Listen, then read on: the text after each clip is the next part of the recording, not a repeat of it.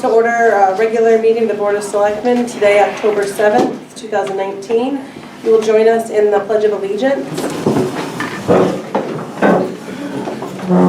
I pledge allegiance to the flag of the United States of America and to the republic for which it stands, one nation, under God, indivisible, with liberty and justice for all. Item is approval of minutes from our September 16th meeting. I move to approve the minutes with a couple of corrections. Selectman Boris was not at the meeting, so we remove her from in attendance, as well as the first vote on approval of minutes. I'll second. Any other discussion? All those in favor? Aye. Aye. Opposed? Abstained? Abstained. Motion carries. All right, we have under present to speak a presentation. Catherine Marks is here to speak to us about the 2020 census. So Catherine, thank you for coming out, and I will turn the floor over to you. Thank you for putting me so early on the agenda. I have a busy night. It's an honor to be here with you today to talk about why the census is so safe, easy, and important, and hopefully get your involvement to ensure that Connecticut and Wilton has an accurate count. I'm going to go through the presentation pretty quickly because of your time frame, but of course if you have any questions, please do interrupt me. I am working with the New York region and I'm a partnership specialist. The Census Bureau is the nation's leading provider of statistical data. Besides the decennial census, we also conduct more than 130 different surveys and programs. This slide here talks about the fact that we are actually in the field right now doing address canvassing. I don't know if anybody has come to speak with you about that. We give some important numbers here. We give a link to whether you are in a survey, and we also give a 1-800 number if people suspect fraud with someone coming to their house that says they are a Census Bureau employee. The census is very important. The United States Constitution, Article 1, Section 2, mandates a head count every 10 years of everyone residing in the United States. Our country conducted the first census in 1790. Indeed, our founding father, Thomas Jefferson, was the first director of the census. And the census determines the representation for our district and our state, and it also delineates funding that we'll get from the federal government. Our goal in 2020 is to count everyone once, only once, and in the right place. Other reasons why the census is important is that census data shapes our community.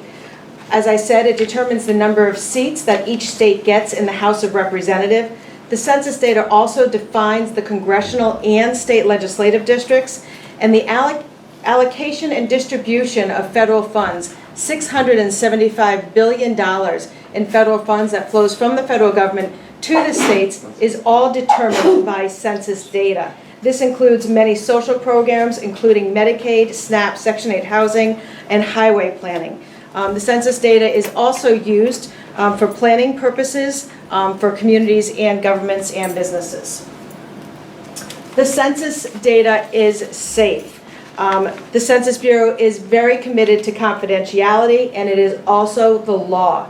We will never publish private information, including names, addresses, and telephone numbers. The Census Bureau only collects the data for statistical purposes only. Personal information collected in the questionnaire cannot be used against any respondent by any government agency or court. The responses are protected by the Federal Code, Title 13, and all Census Bureau employees, including myself, swear to a lifetime oath of confidentiality. If we break this oath, it is a federal crime, 5 years imprisonment, and $250,000 in fines. We will be conducting the most technologically advanced census ever, and our cybersecurity practices are the best, and we are continually making improvements.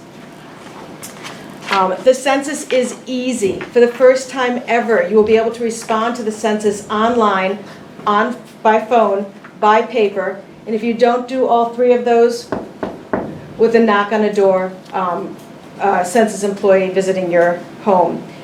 It's estimated that the census will only take 10 minutes to fill out. We'll be asking for your name, age, date of birth, race, origin, relationship, gender, and other operational questions. We will not ask for money, we will not ask for bank account numbers, and we will not ask for social security numbers. We live in a very diverse world, and we are addressing the language issue to make sure that the census is accessible to everyone residing in the United States. As such, you will be able to respond to the census online or by phone in 12 non-English languages. Those languages are here, and it is estimated that we will hit 99% of the population. In addition, we will be offering language guides and videos in 59 non-English languages. The non-response follow-up enumerators, meaning the people knock at the door, will also speak many languages in appropriate neighborhoods.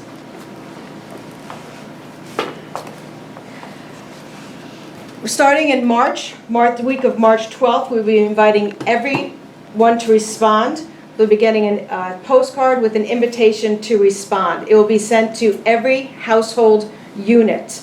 There'll be a number of reminders that go out, and again, if you don't respond to any of those reminders, then you'll have a numerator come to your door.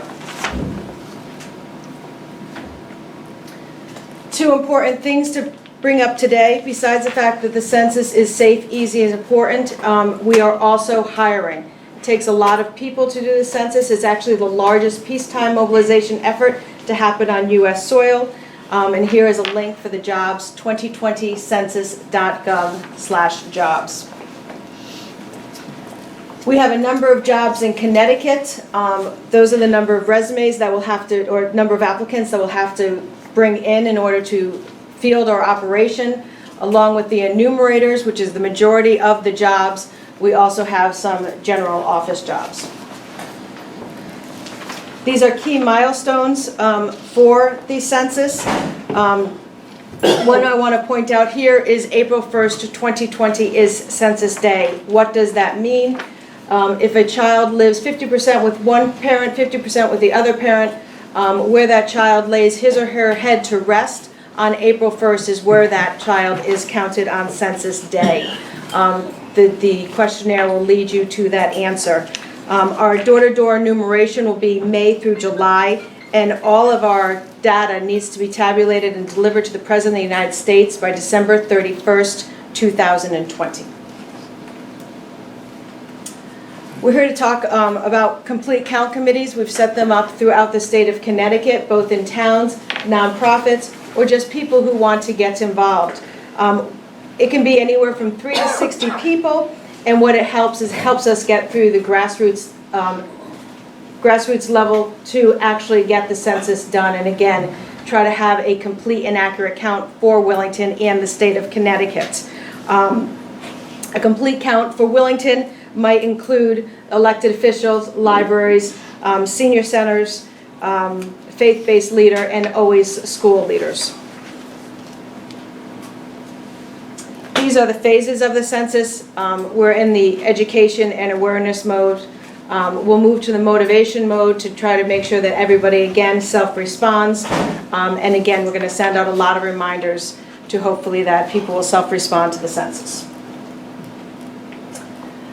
We will like to work with our CCCs, and we'd like to partner, and we're going to try to make it easy for you. We have a lot of data that you can quickly put up on your social media. And as we're going to see with Willington, I've included into your packet a lot of information about jobs, and also included in your packet information about how to talk to renters, that card that they get in the mail to that household unit is meant for them, that we need people that are renting in Willington to indeed fill out the census and say that they were residing in Willington.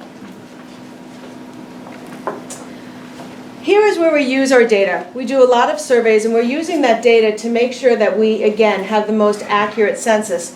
This is what's called the Response Outreach Area Mapper, or we call it ROAM.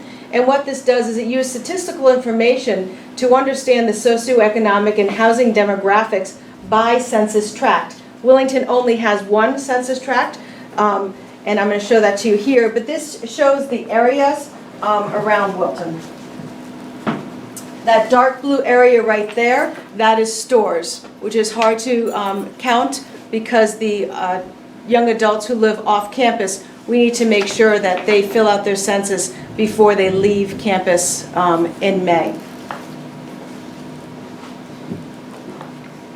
This is the census tract for Willington, 8401, and when you toggle over that census tract, you can see your socioeconomic, housing, and demographic information here, and it can help us lead the CCC to know who to contact with, where we might have a problem. What this ROAM does is it tells us what our low response score is going to mean. So how many people will not self-respond to the census? What percentage of that population do we have to go try to enumerate door to door? And the number here for Willington is 21%. So our data is saying that we need to work in Willington so that we can get a better self-response score. And then you can look at some of the other socioeconomic data here for Willington. And you can see that the renter-occupied housing is almost 33%. So we need to go and reach those people, whether they're living in an apartment building or they're renting a house. We need to get the message out that we want them to self-respond before they leave if they're young adults at the University of Connecticut. But we want to make sure that they fill out the census and say that they have resided in Willington most of the time. There's other information here. Second column, it says that your population in Willington, 20% of your population in Willington continues to move. So again, we need to make sure that when they're filling out the census, they understand that it's the April 1st, 2020 date, and it's where they resided most of the time, and that would be in Willington. I would be remiss if I didn't give a plug for our data dissemination program. We will offer free information if you would like to know how to use census data.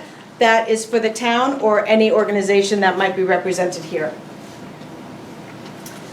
This is a video.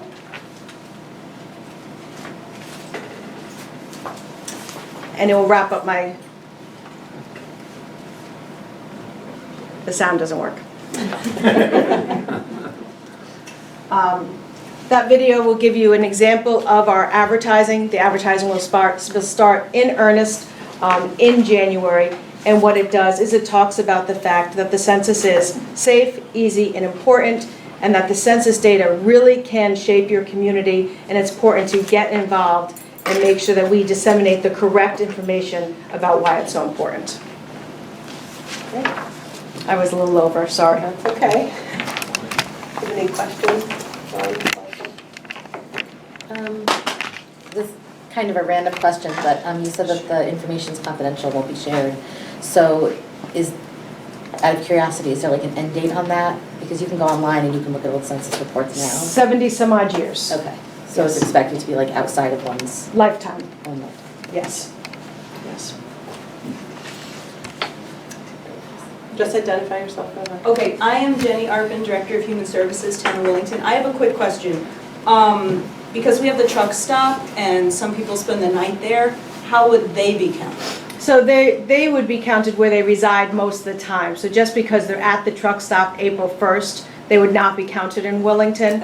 Okay. It's a criteria of where you reside most of the time. Okay, thank you. Stuart, there are quite a few permanent residents at the hotels in town Yes. that you may want to try to capture. You wouldn't think people live there all the time, but they do. Thank you, and that's really important, and that's why we have complete count committees and why we have that relationship. So I'll certainly talk to Erica, get that address, so that when we do enumerate, we go to that facility. Thank you very much. Yeah, Bob Sheldon, Lucerne Drive. Is there any update, and I'm not trying to be funny when I say this, but is there any update on the question of citizenship involving Mr. Wilbur Ross and the President of the United States with regard to that. I haven't heard anything recently. Is it a dropped issue or? The census forms have been printed and No, I know they're the printing, but, Okay. you know, the government sometimes has an easy way of going around the printing deadline, so. I have the form, and I'm willing to share it with Erica, and it does not include the question. Well, Catherine, I think we do have an item later on the agenda, considering a resolution for Willington to form a complete count committee. And then when doing so, we can, if we do so, reach back out to you. And Excellent. Moving in that. So I thank you for coming out to speak with us. Great, and thank you very much. Thank you.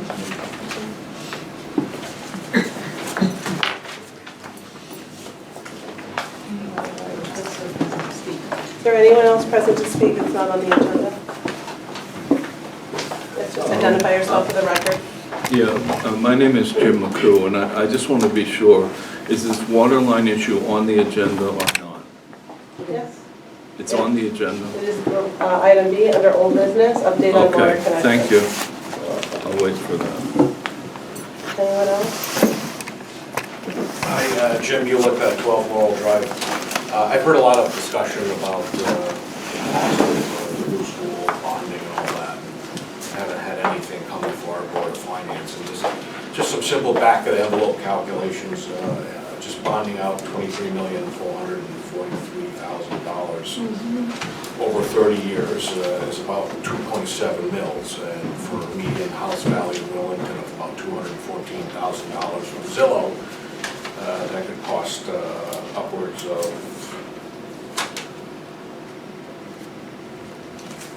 it's about $590 per person. So yeah, I mean, there's some serious impact to this. So if we're discussing these things and we're appointing the building committee, I think one of the important things to do is just bring this before the Board of Finance and have some professional bond people take a look at that and what are some costs and what are some scenarios for what this would cost us. And secondly, if we're doing that, we might want to consider other buildings' needs in our town. I just see that as just a glaring gap here that we're talking about schools and all that. And the fire department has surprised us with a land purchase, and perhaps there's other building needs in this town that need to be considered. So I'm just hoping that we make a more complete, thoughtful approach to this. Thank you. Donna Cook, 77 Common Road. I don't know what the procedure is. I wrote a letter because I had a lot of things that I wanted to make sure the board thought about. So I just wanted to.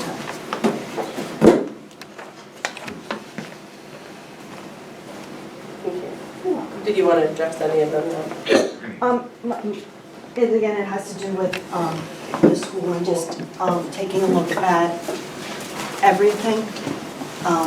As far as the impact in the town goes, both schools, what would happen to them should they be no longer used as schools, the impact on the town for that. I mean, neither building is perfect, but having both buildings standing vacant would be a big problem as far as a blight on the community.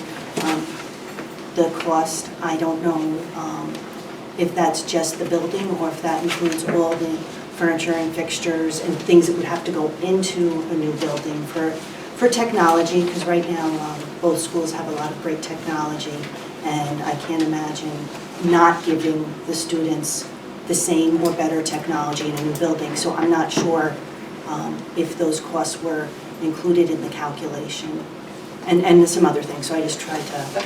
I'll make sure that, Robin, you can make sure that a copy gets replies in time as well. Thank you. Anyone else? Yes. Peter Latintich, 97 Trask Road.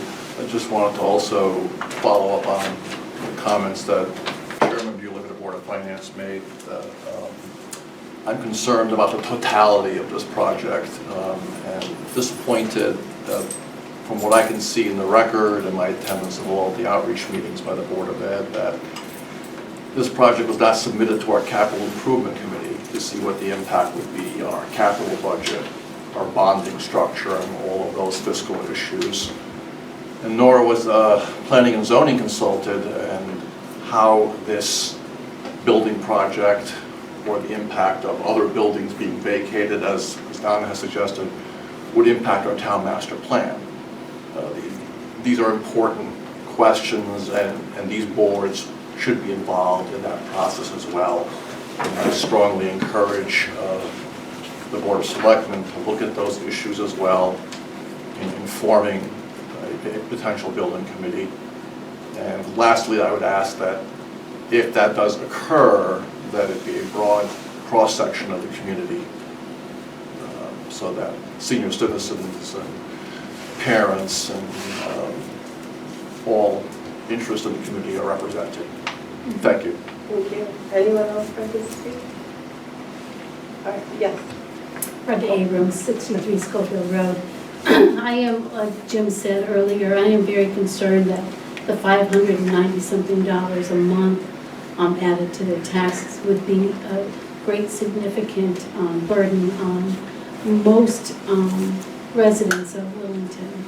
So I just wanted to add that. And just to be clear, Jim, you were talking about an average cost per year. Right, that's Correct, the not per average month. An average cost. Okay. Absolutely. But there's all kinds of bonds, There are. there's all kinds of scenarios. Absolutely. It should be looked at, Mhm. that's all I'm saying. I just wanted to make sure we weren't checking per No, month, per year. absolutely, and I am in complete agreement with you. Thank you. Yes, go back.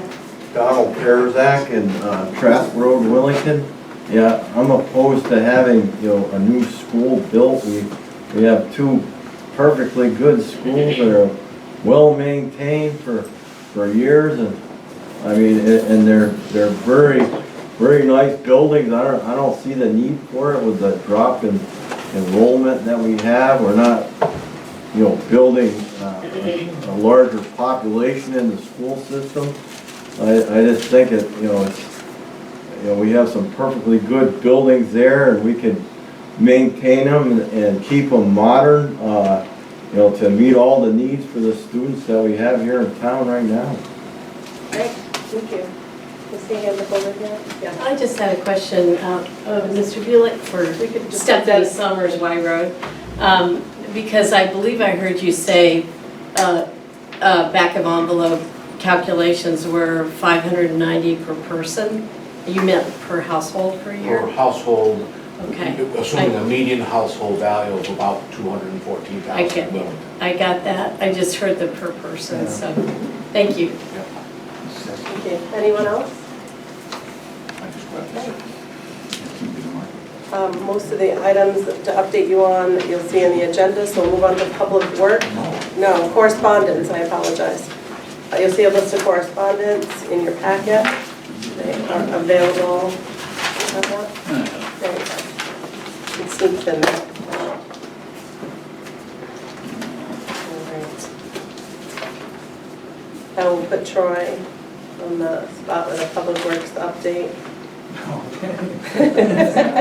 Now we're moving along. All right, we installed stone dust down our River Road Park for the exercise equipment area. There was wood chips in there, and they kept rotting, and so we ended up digging that all out, we put some pea stone in, and then we put stone dust over the top of it, so hopefully it'll alleviate that problem.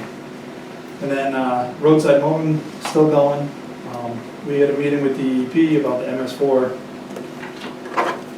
Linden Tree has been removing some hazardous trees. They started on BOS, Potter School, Daleville, and Turnpike, and we still have the list keep going.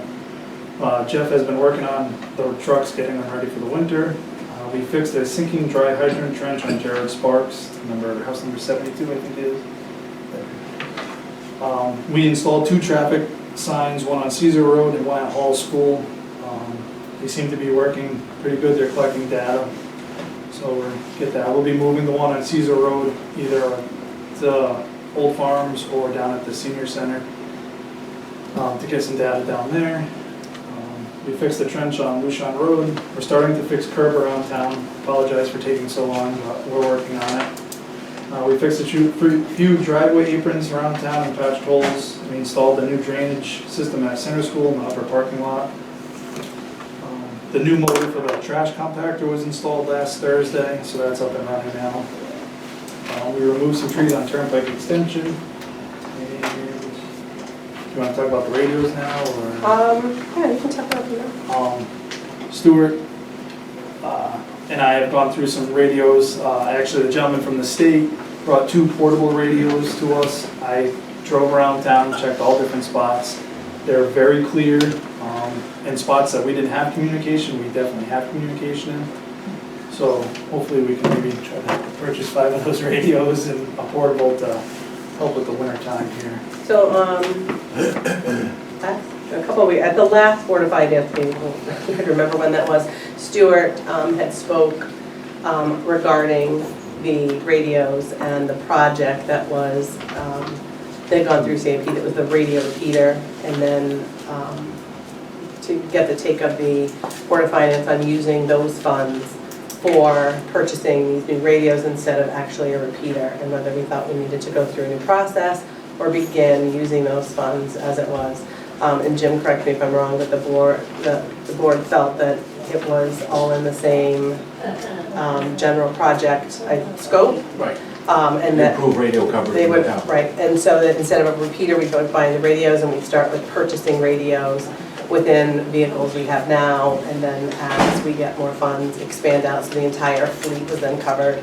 So then, like Troy said, they were using portable radios, and the coverage seemed fantastic with portables. And I remember Stuart saying that you shouldn't expect great coverage from the portables because they're just portables, but they're obviously so much better than what we have, that even the portable radios worked well. So I look forward to seeing what kind of coverage our trucks can have with wired radios in them.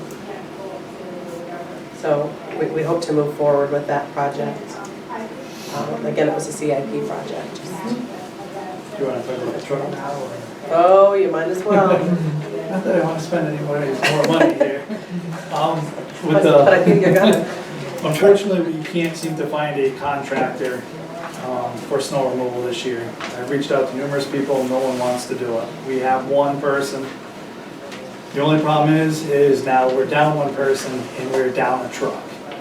We do have a spare truck. The spare truck is 19 years old. If we do use the spare truck to plow that section, we don't have any other trucks if one was to break down.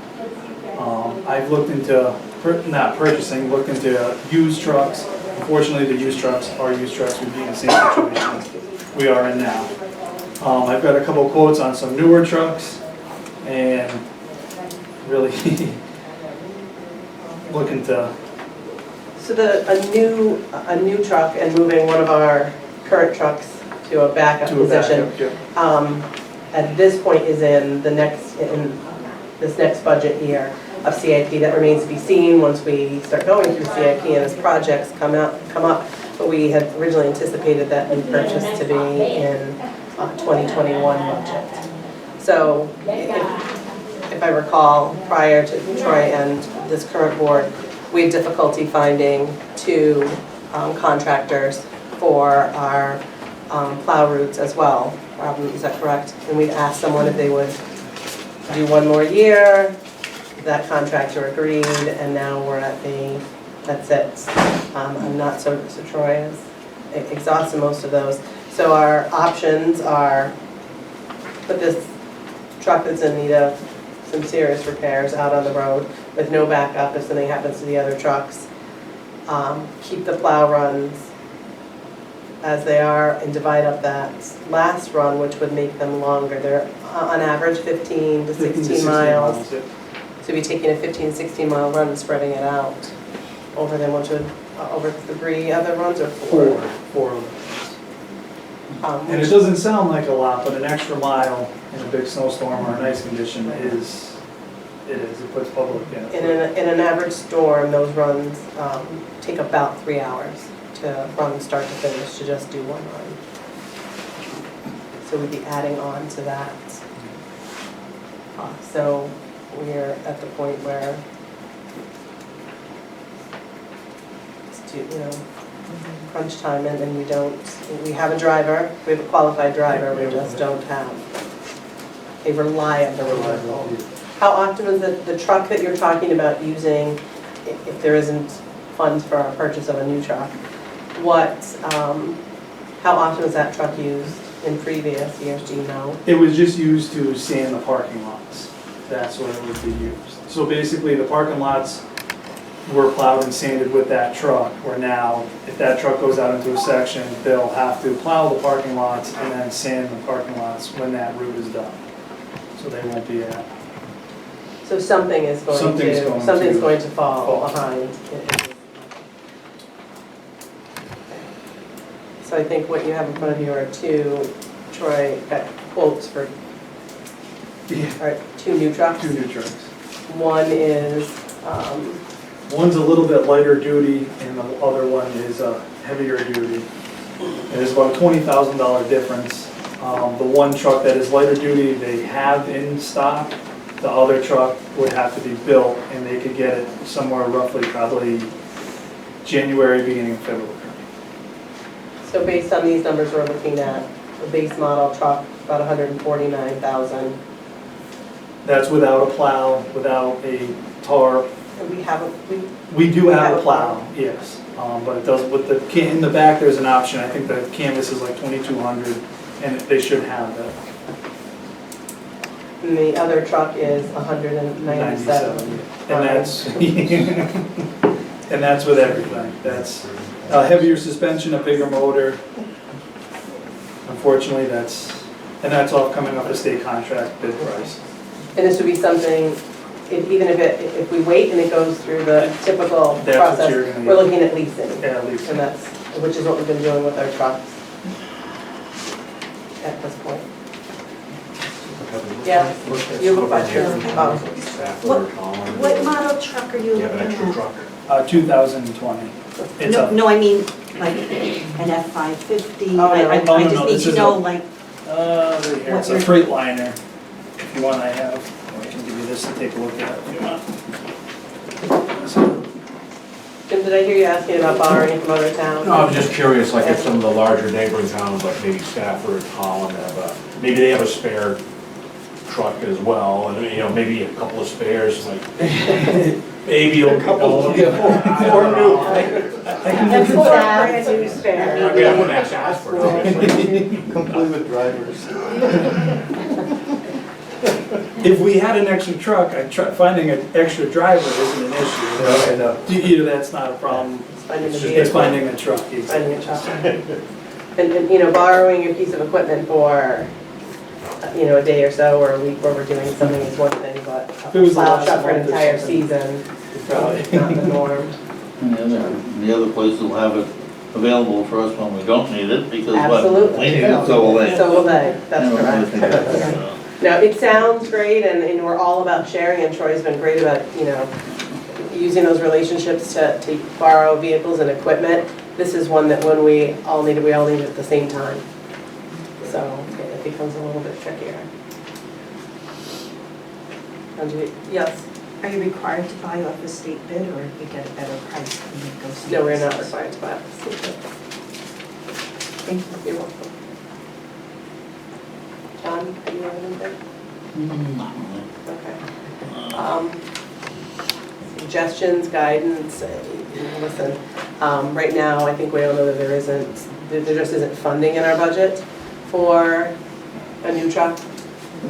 It would mean going before the Board of Finance to ask for a specific allocation, specifically to this truck and moving something up a year. We seem to find ourselves in that position more and more, and it's not helping our future planning at all. So at this point,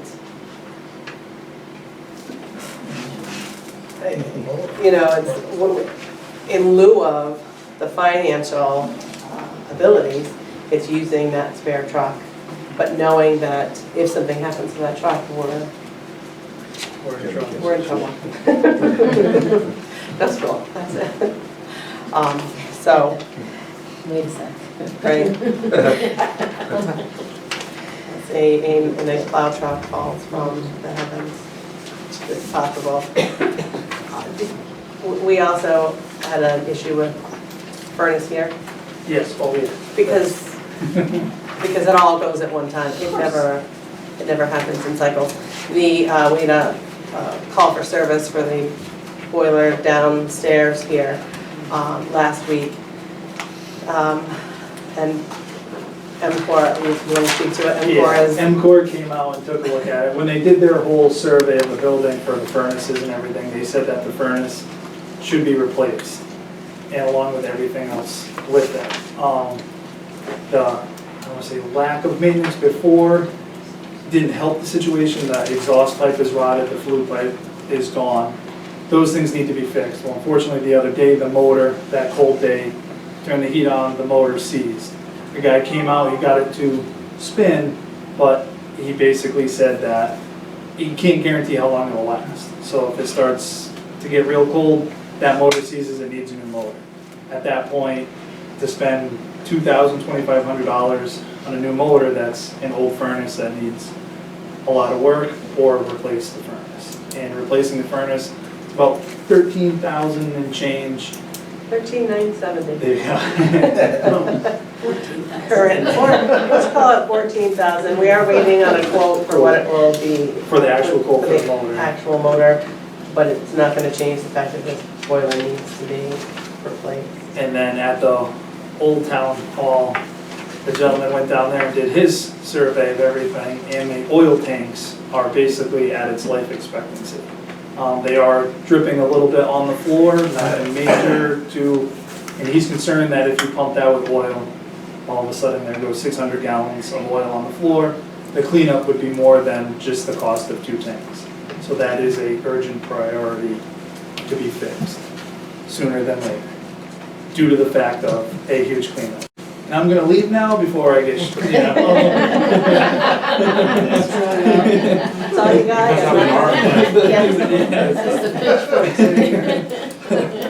But we're better monitoring this meeting around that. So, there's that. How long, Trey, how long have the signs been up, the speed control signs? Cesar Road's been roughly a little over 2 weeks, Okay. and the one at Hall School was put up this morning. Okay. We had a little issue with the pole. Yeah. That one's supposed to be permanently mounted instead of just moved around, because it's got the solar panel on it. So we Okay. got a pole, Phil and I discussed where the pole was, we mounted it, so it's basically up there. Or, good.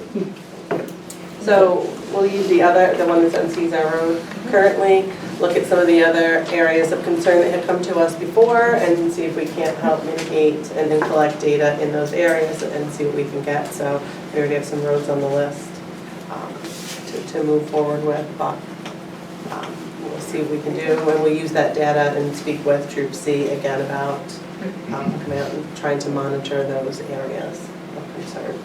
So thank you. That's it. That's it, that's all I got? All right. All right, so new business. The first item is consideration of a resolution to form a complete count committee. So you heard the presentation from Catherine. There have been people out in our area in the early stages. We had we received some phone calls from residents, so we reached out to Catherine to see if in fact the people that we believe to be in our area were census workers. There was no way for us to know if those particular people were, because they had already left people's homes. But we shared some information in a public notice, and we shared some on our social media, that they should always be easily identifiable. So if you're not sure and they say they're a census worker, they should be able to identify themselves. We'll put the information back up again, the links, some of the links that Catherine shared, so that you can see how they should be identified. So if someone comes to your door, you know it's a legitimate census worker. So we took a look at some resolutions from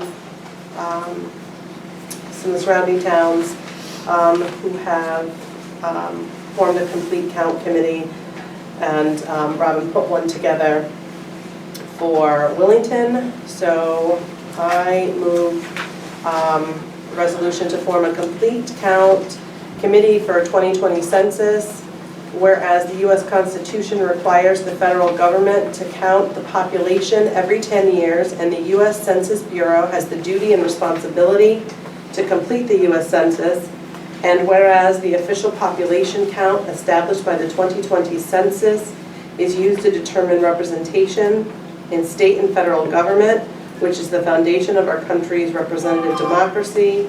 And whereas the 2020 census numbers are also used to determine the level of federal funding for state and local jurisdictions, including the distribution of important resources for healthcare, education, communication, transportation, infrastructure, senior services, public safety, and social services, as well as providing key data for nonprofit organizations.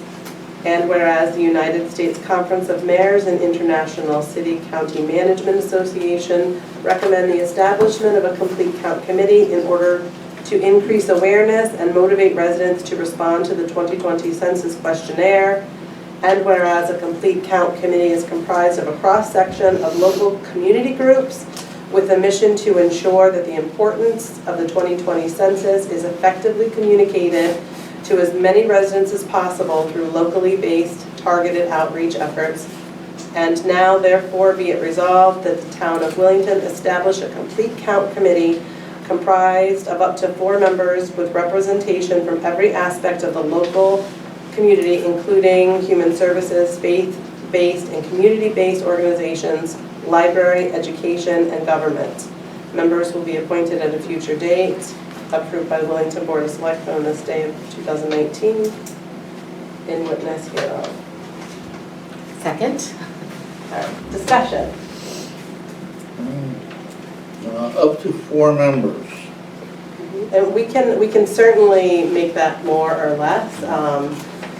We don't, like many small towns, don't have the capabilities and the people within. I think it's important to get some of those outside leaders.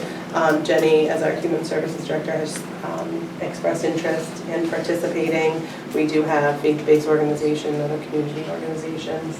They recommend working with the library, as a lot of people use those services. You can see in other towns, I think Holland has a 12-member committee.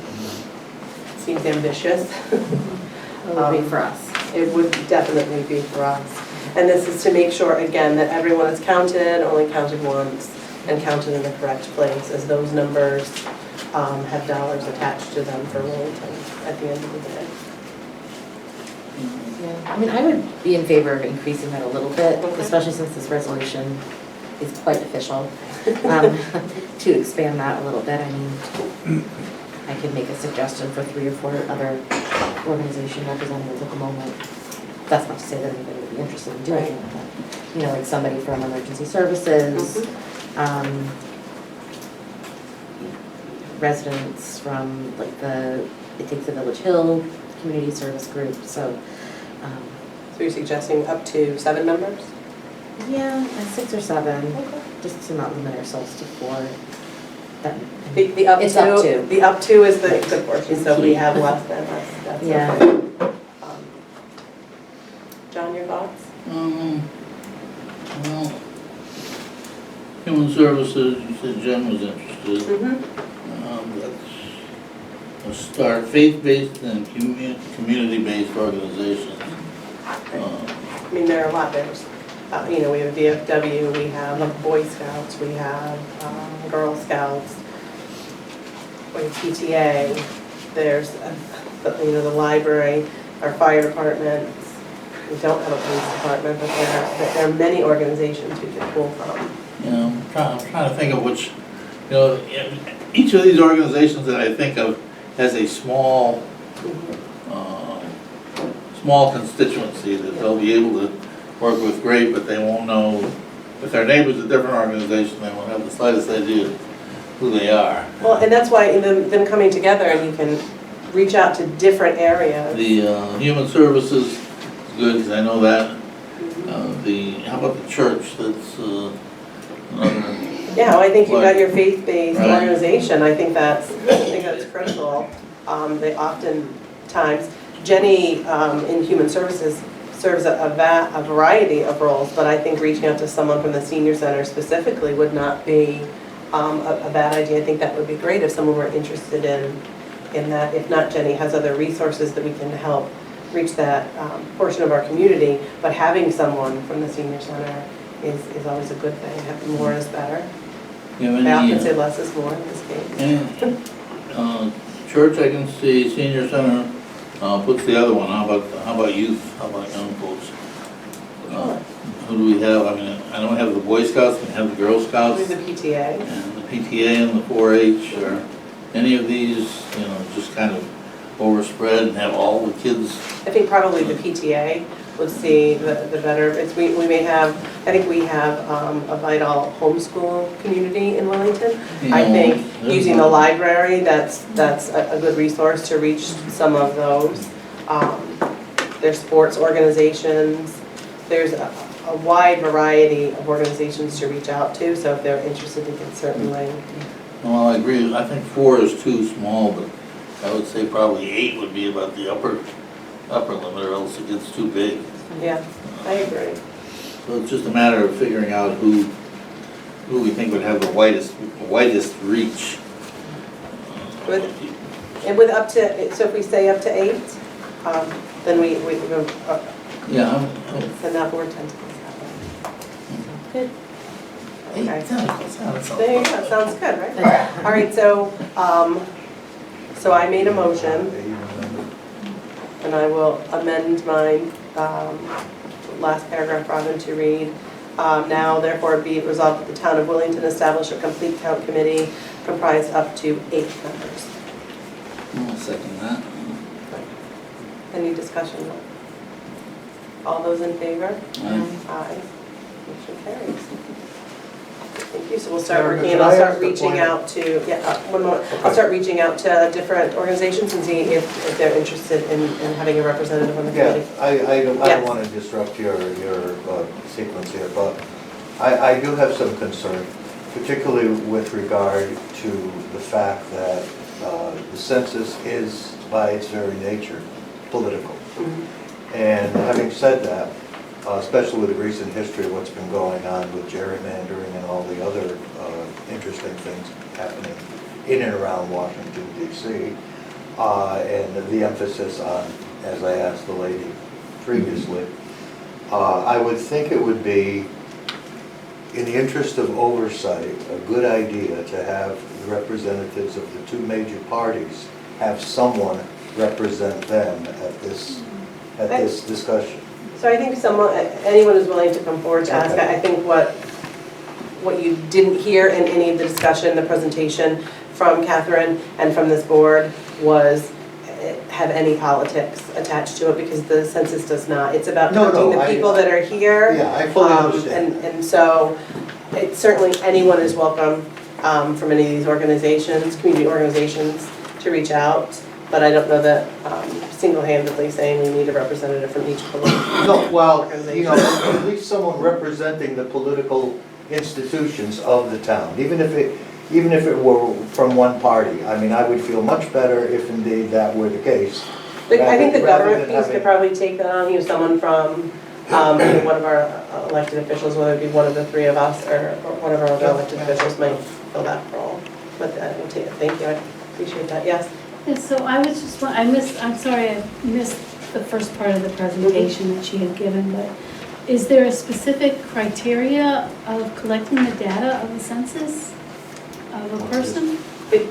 No, so everyone will get an invitation to respond, and this year, one of the things she did say is you'll be able to do that online. That's a new way of being able to respond, but it's counting where you lay your head most permanently on April 1st. So the criteria is the 8 people of the Oh. census committee. of the complete count. What would be the criteria of those individuals to collect that data? Is there any specific?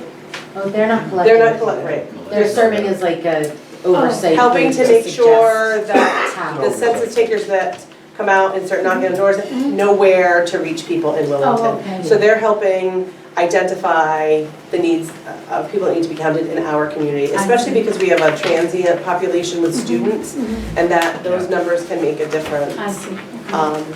for us as far as the census and dollars that are attached to that. So they're not going out and doing the actual counting. People can apply for those specific jobs. Can I make a No request? problem. Whoever's phone keeps dinging to I turn it off? apologize. Thank you. Okay, so thank you. Item B, we have a request in front of you from a homeowner to refund building permit fees from 2017. So Jim Rupert, our building official, had received a request for a refund of permit fees for project at 119 River Road. The application was $1229.17, and the fee that was paid on the building permit at that time was $2,460. The application never resulted in an approved permit,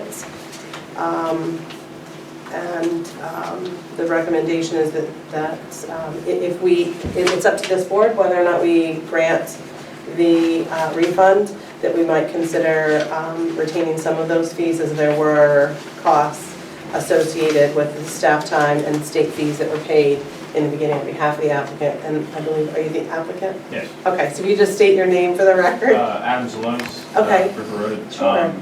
Just want to apologize to the committee. We executed this project in good faith, but we've had some unexpected medical expenses. My wife has lost her job recently, so we're really unable to pursue it at this time. We'd like to do it in the future, maybe in a few years, but at this time we just don't have the finances available to do it. So. How close were you to actually doing it when the, We had the zoning taken care of, the building permit. We need to get the engineering drawings, for engineering lumber to Jim for approval, and then we can proceed. But yeah, we said we've had several medical issues, and we just You never quite got to the building phase. we weren't able to. So again, the permit was, the fee paid was $24.60. And it seems certainly to us if we refund and we were all off of that. And then the email says that our costs equate to about $460 on our end. And that would offset the cost of the staff time for the process to that point and fees that we had to pay to the state. And in terms of the life of an application, so at what point does this application that happened in 2017 become invalid and need to be redone anyway? Does anybody know? It does. It's not valid. Right. It's not. 2 years? About 2 years. Every permit is slightly different, Jim can indicate on here. But you would have to begin the process again and go through planning and zoning once again. A1A, all that. Okay. These things happen, of course, I would be in favor of returning it except for any of the fees that the state required us to pay to them. Do we have any idea how much that was? He did not break down the individual fees. So I will make a motion to refund $2,000 of the building permit fee to the homeowner. Also, We can fight over it. Arm wrestling. All right, any discussion? All right, all those in favor? Aye. Motion carries. Hope you're able, what would you do, a garage? Yeah, trying. I hope you're able to do that sooner rather than later. You're welcome. hopefully, And we won't be offended if you don't stay with us. I will be. Speak for yourself. All right. The next item on the agenda is a school building committee discussion. We received a letter from Phil Stevens, superintendent, on September 20th. That the Board of Education had unanimously voted to request the Board of Selectmen establish a school building committee. The Board of Education's motion specifically requests the Board of Selectmen appoint a committee to pursue the building of a preschool through 8th grade school on a site other than the current Center Elementary and Hall Memorial Middle School. And so that's where we are today.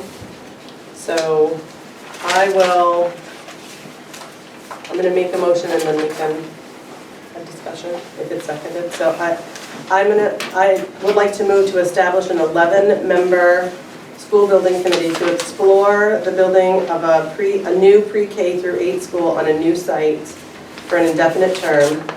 The committee will include a member of the Board of Education, a member of the Board of Finance, a member of the Board of Education staff, one member with construction industry experience, the first selectman or his or her designee, 5 members of the community at large, and the superintendent as the member ex officio.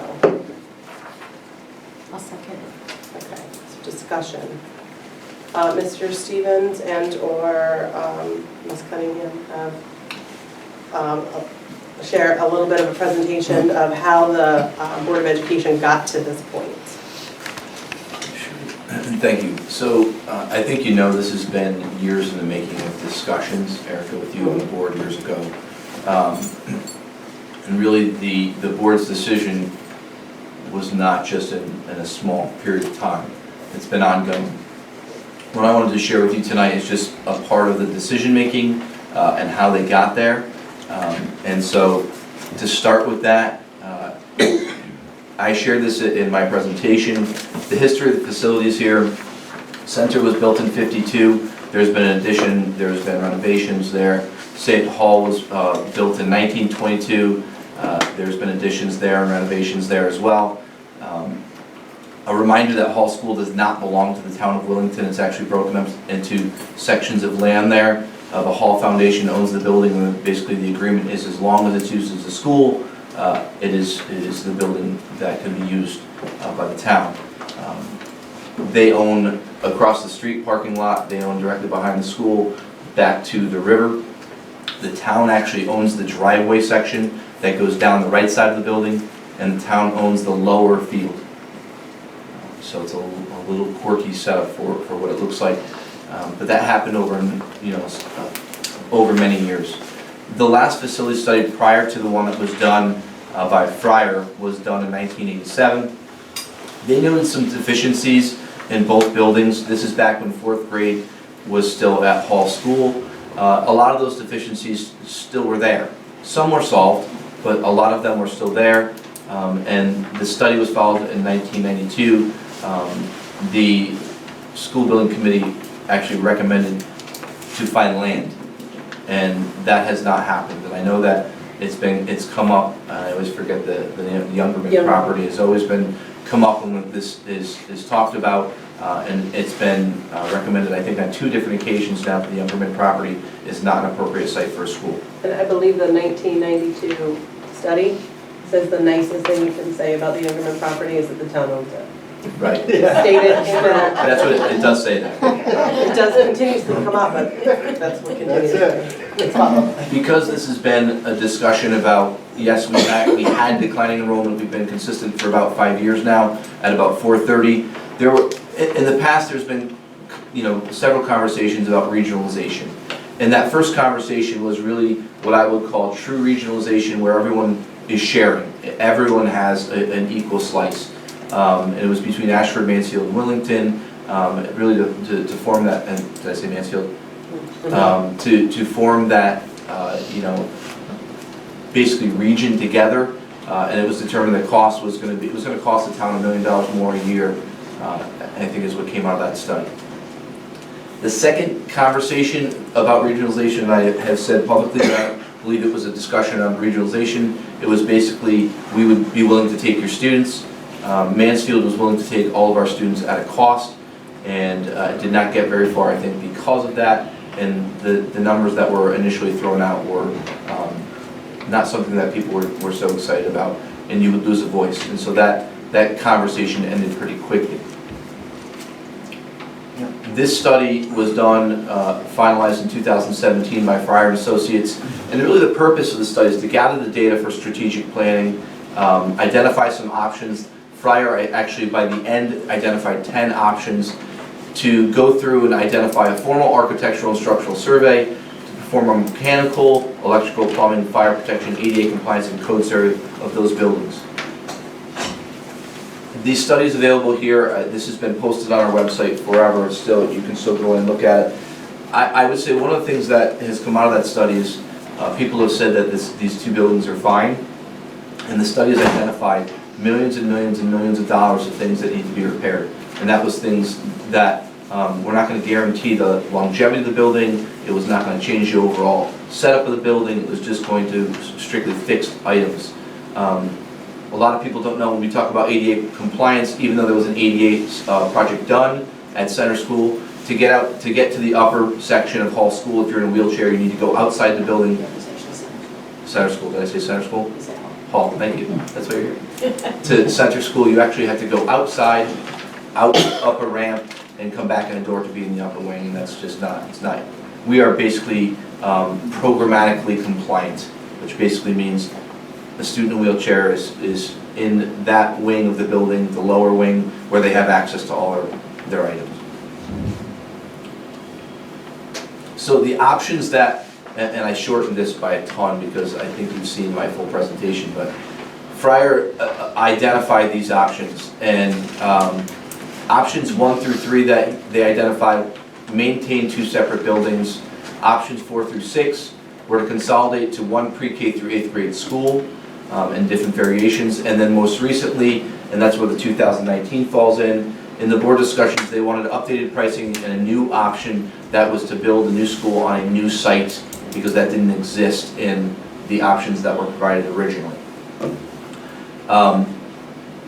The options 1 through 3, there were capital improvements, were expensive and it wasn't going to improve anything. You could renovate as new means everything comes up to code. And that was option 2, and you would still be maintaining 2 schools. You're not going to find any savings. Option 3 was replace both schools on their current site, so 2 brand new schools. And the cost there was extremely high. I think that was the most expensive cost. Option 4 through 6, where you're consolidating. 4A was renovate Center School with an addition, so that basically they would come in and they would add the addition, and the idea was that they could do the addition with kids in the building. Option 4B was renovate Hall School with major floor plan reconstruction. We had some professionals come in and at the last meeting where the board made the decision to talk about those renovate to new projects and how risky. That was the highest risk of the projects, simply because if you open something up and you find something more that you did not expect, you had to fix it and you had to pay for it. And that was something that where the cost could balloon.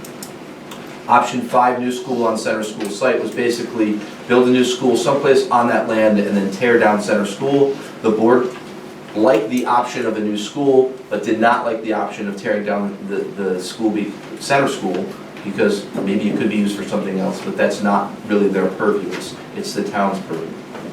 And that's where options 7, 8A, and 8B came from. Option 6, new school on Center School site, and then tuition grades 6 through 8 out of district. We did a survey that was out for anybody to complete, and that was largely very, very unpopular. So that's one of the reasons they took it off. So you can see the option 7, the difference in these options. New school on CES property without tearing down Center School was basically to have 2 buildings on that same location. It's about an 8-acre lot. You would not be able to have your field space there, and parking would be an issue. But he wanted to provide it as an option just to show, the board, this is what, what your response was. 8A, new school on a new site. And then he added in, I had asked a question about an auditorium. We wanted to know if it was more on top of the square footage. And so he actually just built it in as an option. So those are the options that were identified. To get to the decision-making process, through that process, to get to you for a recommendation for a building committee, there was a lot of time and energy spent about research and presentations and discussions and trying to engage the community. The 2018-2028 Plan of Conservation and Development, it says it in there, it recommends that you need to look to the future for a new school. We draft a list of operations and staffing changes if we transition to one facility. That was built into the bonding information that we shared in the public process. And the reason why it has not been publicly shared, and some of it you could probably determine, is that we don't want people to run from Willington thinking their job is going to be cut and maybe this isn't successful in the end. So we wanted to maintain our staff. Eventually though, that has to become public so people know. When I was a principal, Ken Craig and I went and we visited K-8 schools to get a sense of schedules, transportation, pros and cons, what do the buildings look like, what's the layout look like, so we did that research. We reviewed the NESDEC is the school population projections, they do our projections each year, and again, we've been around for 34 or 5 years, their projections have been low. We reviewed bond rates and potential costs to residents, and I say potential costs because the board got an estimate. They got an estimate based upon construction for that day with that bond rate. It could go up, it could go down. That's for a building committee to determine, but you need to have it at least a ballpark. We did a survey. We surveyed townspeople regarding the options and what how they felt about the different options, what their concerns were. We had professional project managers provide feedback. I just spoke about that. I did 4 community engagement events. They were okay in attendance, and I did one of them was at the senior center. That was actually the one with the most attendance. And then we had roundtable discussions at the library where people would just come and ask questions, and all of those things were part of getting the word out. Here's what the board is talking about. Come and share your thoughts. So this is the picture of all of the options on one. The board eliminated the X's pretty at their first meeting in August, and really for a variety of reasons. There's not necessarily one reason up there that something was eliminated for, unless it was option 3, and I'm just going to say it's flat out cost. But you see cost, lack of return on investment, meaning are you going to spend $2 million on portables and get nothing back for it? That's a lack of return on your investment. Concern with feasibility. Can you tear down Hall School? And I don't believe you can. The age of the facility, level of disruption for students, the current space and land available, the lack of public interest in an option, your inability to find cost savings. If you did something and there was no cost savings, is there a purpose for it? If you're going to do a project this size, you would want to know, hey, let's see if we can find some cost savings. The risks of renovation, your inability to move all students into one building. Any of those first 3 options maintain 2 buildings, and it's something that I think we've heard about in several years of budget, the budget process, and then the location of the building. So from there, the second elimination was option 4A, 4B, and option 7, and they ended up recommending, and I circled that 8A, which is really just build a new school on a new sites. I didn't cross out 8B because the board did not feel like it was their job to say, we want an auditorium. Their job was simply to go through the data and say, we believe the best way to invest in our resources was to build a new school. It would be the building committee's job to then determine what the ed specs are. The ed specs are things like, what's the size of the gym do you want? Do you want 2 smaller gyms? Do you want an auditorium? Do you want, do you just want a stageatorium or a cafetorium? All of those where it's a cafeteria and stage. And so based upon that was why they recommended to build new on a new site. They do not have a site identified.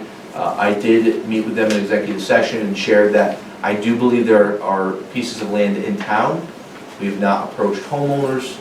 It was just an identification of, does Willington have land that could be suitable for a school over a certain acreage? And I would say yes.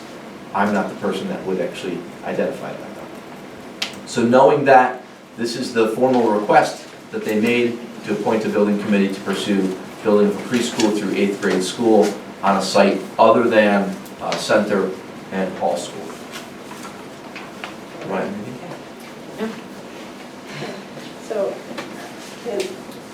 thank you. Do you have any questions about this presentation? Okay. So the motion that was made was an 11-member committee. And I think it's important, and we heard this from people today, if this is the direction the town moves forward, that there be a wide cross-section of people.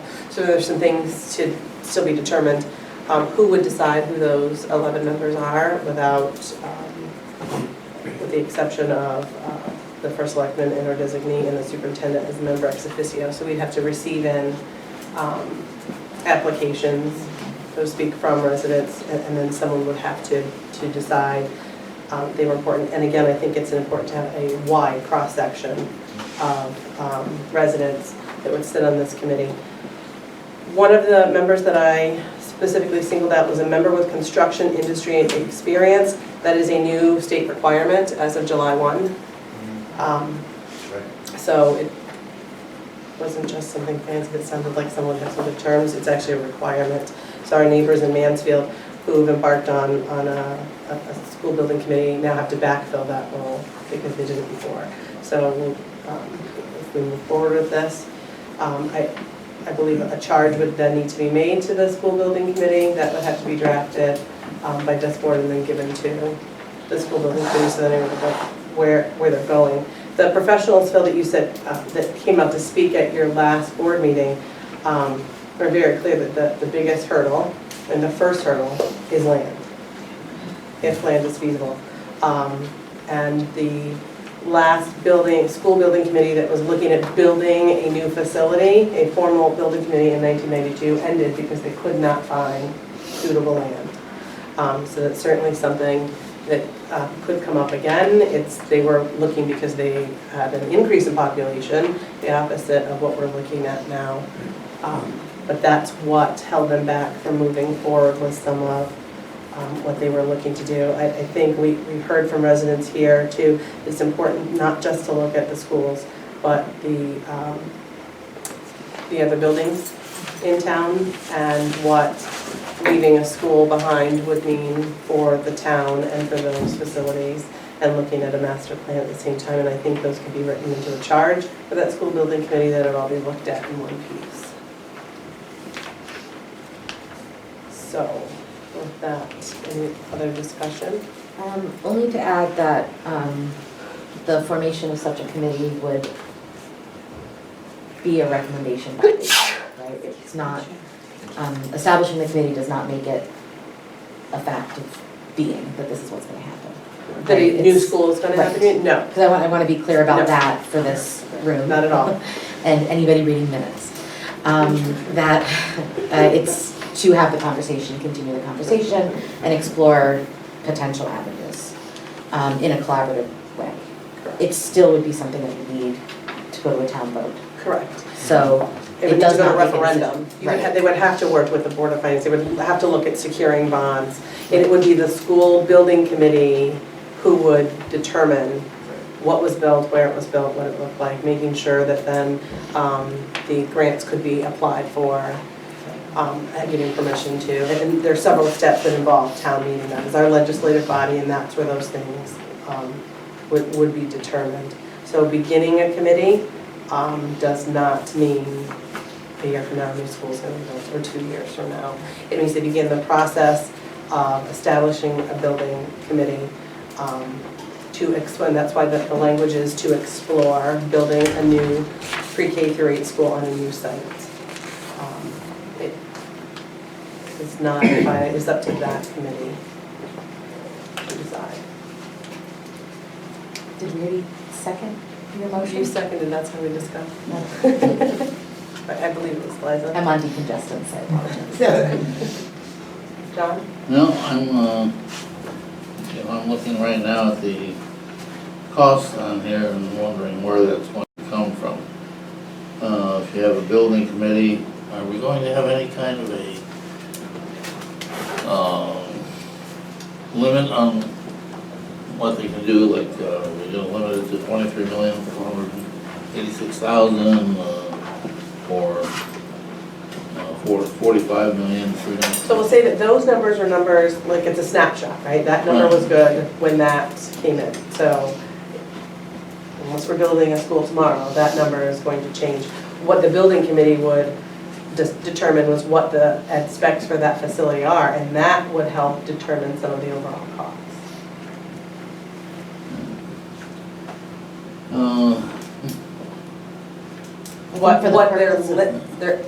For reimbursement from the state, there are limits on how big a building you can't build a Taj Mahal and use this much of it, but have the rest of it. You can, but it comes with funding, and that would be completely on the town.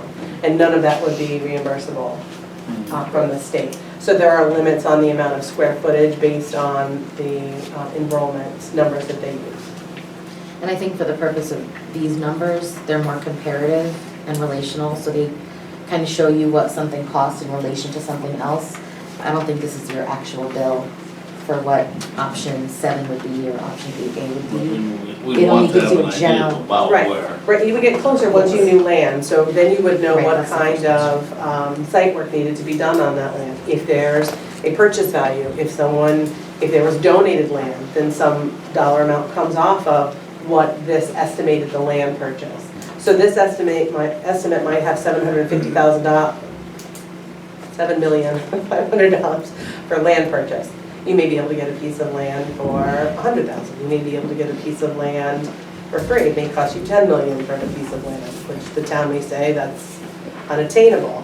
So there were estimates in here for what things would cost, and depending on where and what was built is what that would look like. But that would be up to that school building committee, which is why I think it's important that it be a large cross-section of residents exploring that. There are some costs initially to this board. You would want a recording secretary with this board. There's a cost we certainly have it budgeted for. Our average is $20 an hour for meeting, and then some time for typing up the minutes. You would want to work with an architect at some point early on. There are going to be dollars, but those are all things that the building committee would identify and then work for funding on, work towards funding on.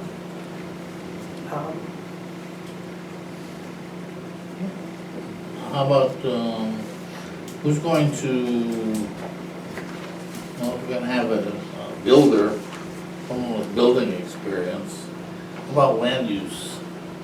Where we're gonna find the place and how we're gonna find the place to do it? Do we need anybody special, anybody with any special knowledge on there for that? Yes, we can. Bill, do you want to Yeah, speak to that? there are companies that specifically do that. And one of the questions that has been asked to me multiple times was about farmland. And they have said, farmland is so expensive, you don't want to take any farmland or orchards because of to clear the soil, you're going to quadruple your costs. So there are groups that will help you identify why is it a good site, what are the problems. One of the big things is about utilities. If there are already significant utilities in the area where you're looking to build, it brings your cost down. If you have to bring utilities in, it brings your cost up. And that may not necessarily be somebody who sits as a member, but someone that the member engages with, and typically you would contract with and hire. Your contract, which of course Yeah. would, again, increase your, Correct. your price.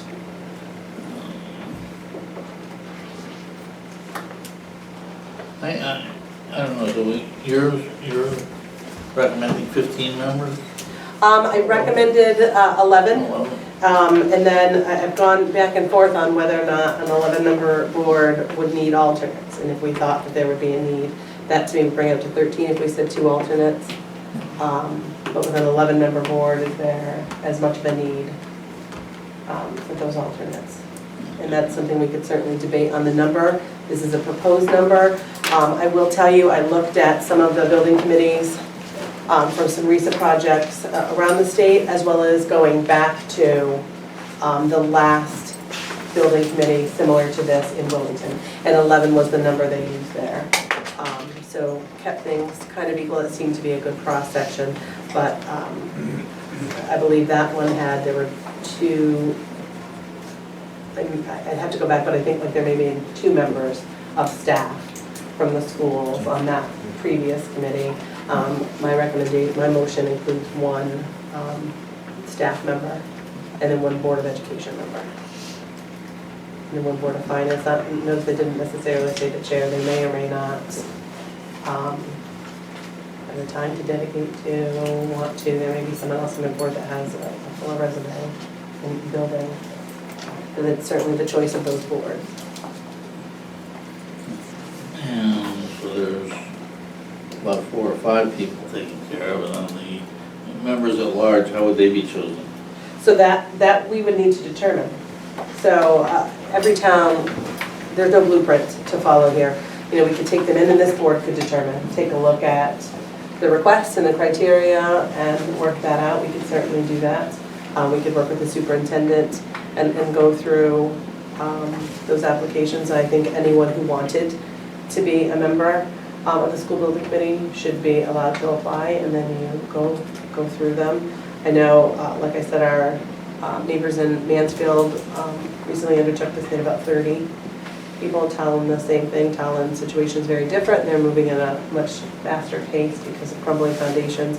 They had about 30 people applied to be on their committee, which was same relative size. In each of those cases, there were different people applied. There was 1 or 2 people who made the determination of who was on. We can certainly, that's up to this board. Because it would be this board that would be appointing them. And so determining how we choose them is something we should say in.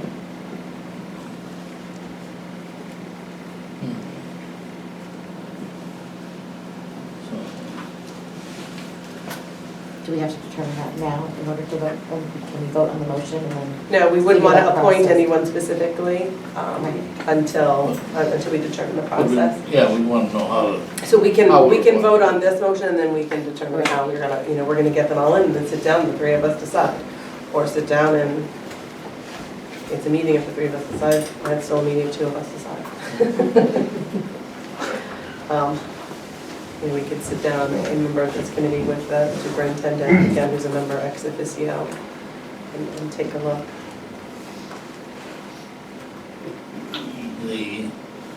But not have any, I don't know, there are people who are not pleased with the whole idea here. Because we're questioning whether this is affordable or not. And if you're going to have a building committee, that committee is going to have not only the, let's go out and build a school right away people, that's nothing wrong with being that way, but the other side of the, you want things to work, the other side of the argument has to be represented Absolutely. fairly well too. And I'm not sure how that's going to be done. So I keep trying to figure out if there's a way in my mind that the people of the town can get into this without establishing an ordinance and having a referendum, which would be really more expensive than the school, I think.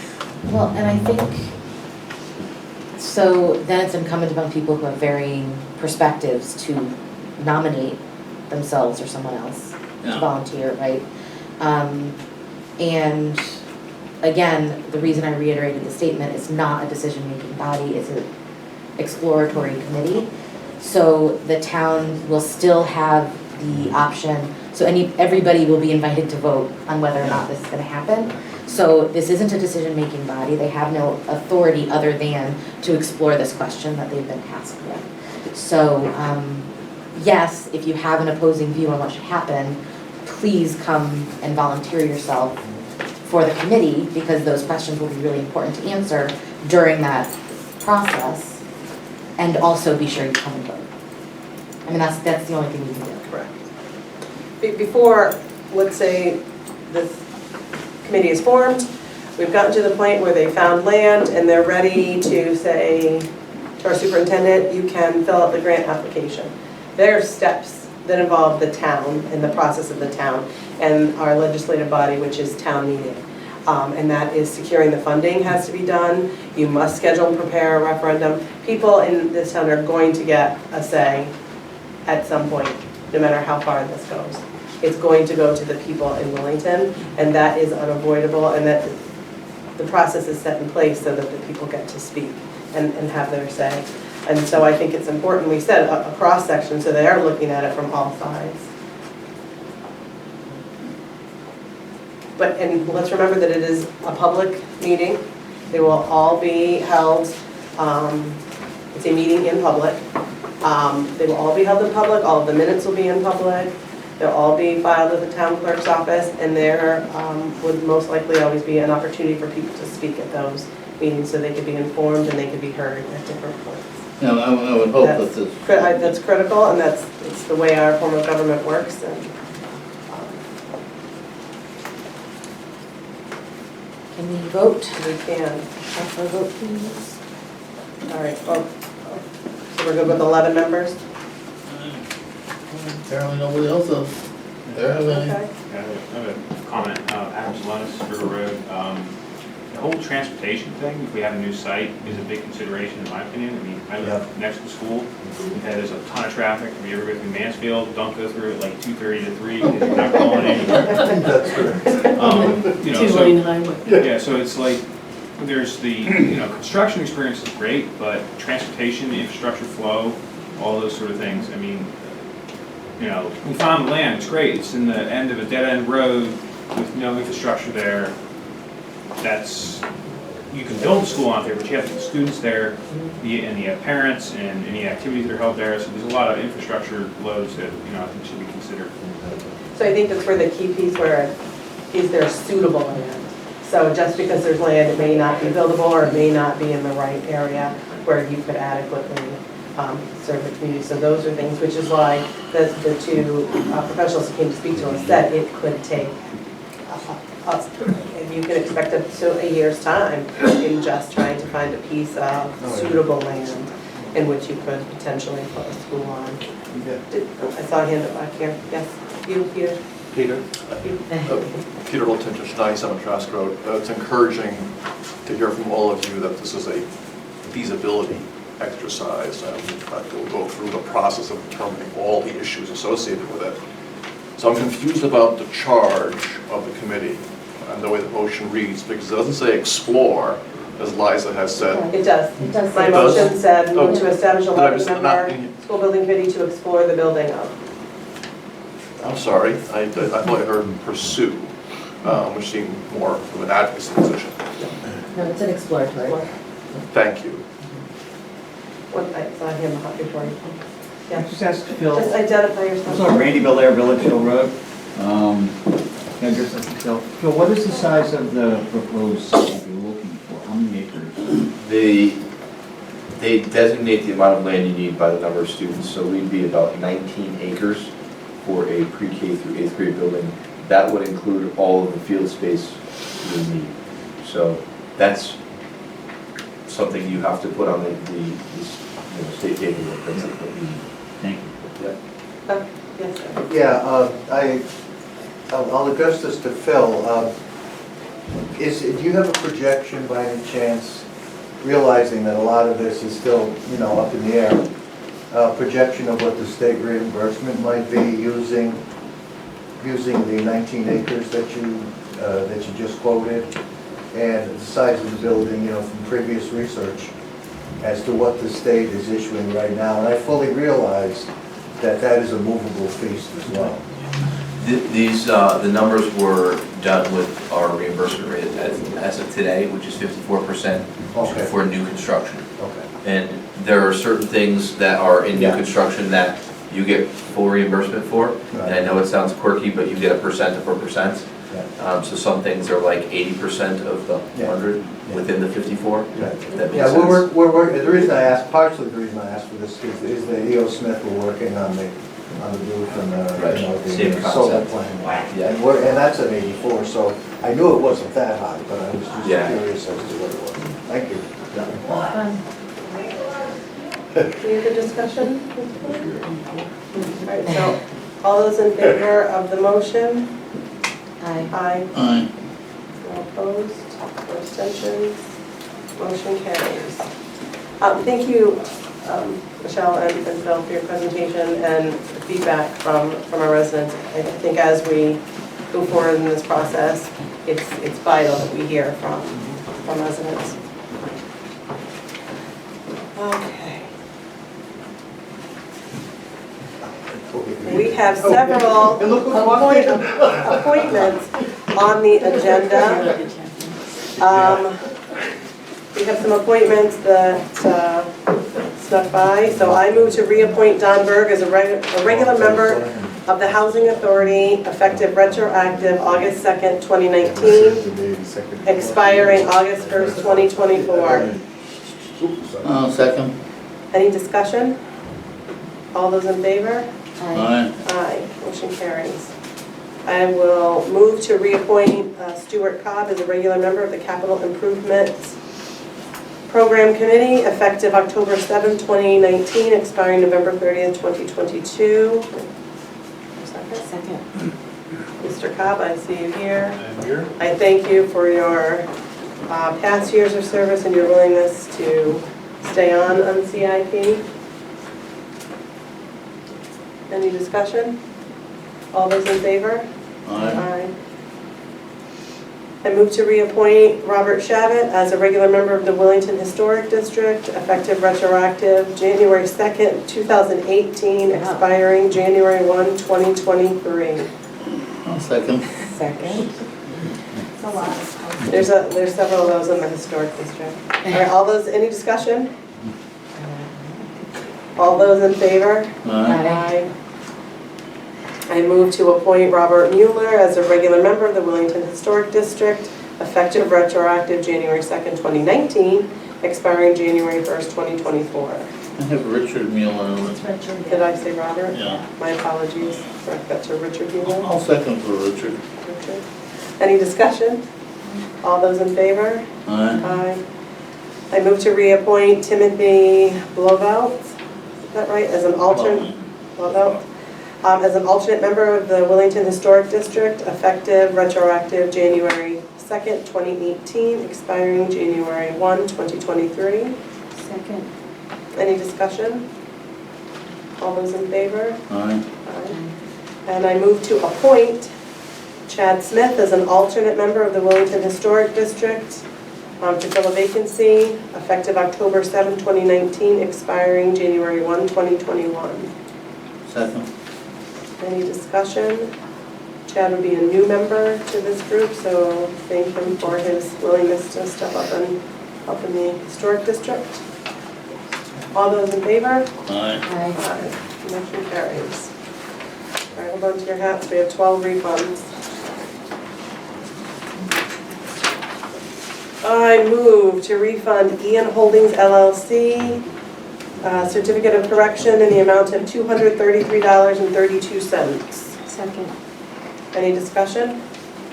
All those in favor? Aye. Aye. I move to refund Garrett Gebalt a certificate of correction in the amount of $39.99. Second. Any discussion? All those in favor? Aye. Nobody, all right. I move to refund I can't believe Jay, I apologize, a certificate of correction, the amount of $92.77. Second. Any discussion? All those in favor? Aye. Aye. I'll move to refund Jason Nelson a certificate of correction in the amount of $15.14. Second. Any discussion? All those in favor? Aye. Aye. I move to refund JAT Delivery Services, Inc., a certificate of correction in the amount of $76.73. Second. Any discussion? All those in favor? Aye. Aye. I move to refund John Hunsiger a certificate of correction in the amount of $43.48. Second. Any discussion? All those in favor? Aye. Aye. I move to refund Michael Hardin a certificate of correction in the amount of $100.65. Second. Any discussion? All those in favor? Aye. Aye. I move to refund Marie Susi an overpayment of $57.94. Second. Any discussion? All those in favor? Aye. I move to refund JAT Delivery Services, Inc., a certificate of correction in the amount of $463.30. Second. Any discussion?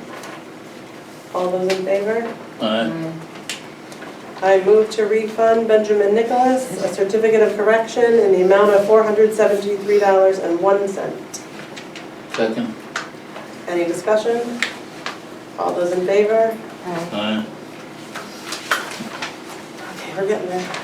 You have some that we don't have, because that's. I have two that you don't have, you have 10 of the 12. I move to refund Katia Howard a certificate of correction in the amount of $89.58. Second. Any discussion? All those in favor? Aye. And last, I move to refund ACAR Leasing LTD a certificate of correction in the amount of $433.00. Second. Any discussion?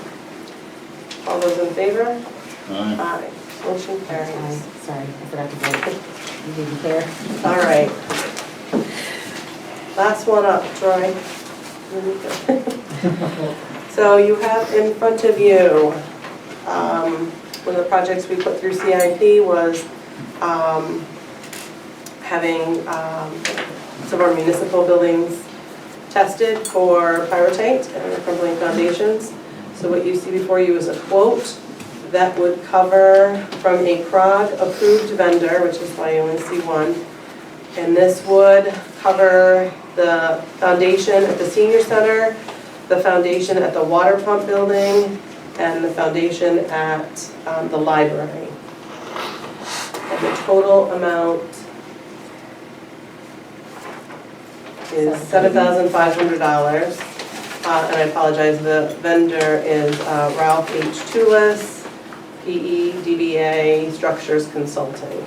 So this would include 2 core samples from the senior center foundation, 1 core sample from the water pump building foundation, and 4 core samples from the library foundation. So a total of 7 total core samples. It would also include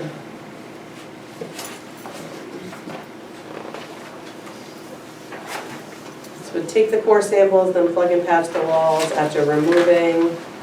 We would receive an engineer's report upon receipt of the petrographic laboratory reports. The contractor would prepare and provide an overall report describing and explain the laboratory's observations, the SE's observation, the structural engineer's observations regarding the existing condition of the structure's foundation concrete.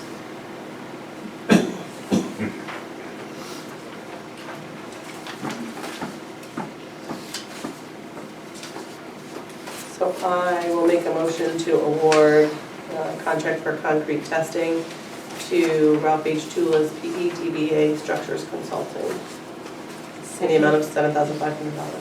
Second. Any discussion? Just didn't want to go out for a bid or? We could go out for a formal bid, but if we use a the state bid or a private approved vendor, and use one bid, these numbers are lower than the original numbers we had up to be. This would include core samples of all of the facilities. Okay, well, okay.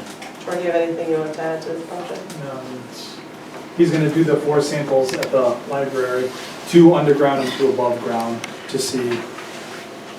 And those plugs that will go in, you can actually take the plug out and look. It could be a year down the road, you can pull that plug out and take a look to see if it's, crumbling even more.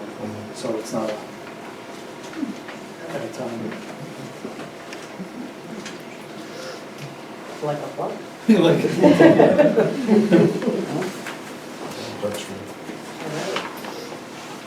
Any other discussion? All those in favor? Aye. Aye. Motion carries. All right, once again, I come before you and ask you if you would agree to close the town office building at noon on December 13th, so the staff could have a holiday party. Is there a motion or just agreement? I'll agree. It's a motion, I'll second it. Very flexible, John. We appreciate Flexible that. tonight. I like Christmas. We like all the Holidays. Yeah, I mean, that's fine. It's an annual tradition. And depending, there may or may not be a new member of the town hall family on said given day. We might not We even do. be here. Our own Amanda is expecting. Oh, that's. Right about that See, I'm time, thinking so. election of us. but- No, I'm thinking we may have a new, Well, that's lovely. yes, so Much better now. that's not, what makes it a better holiday. Okay, so we'll, same as in the past 2 years? Yep. Those 2 years you would both Yep. receive an invitation to join. All right, the next item is approving an annual report. The Board of Finance is asking for their annual reports from all of the town boards and commissions.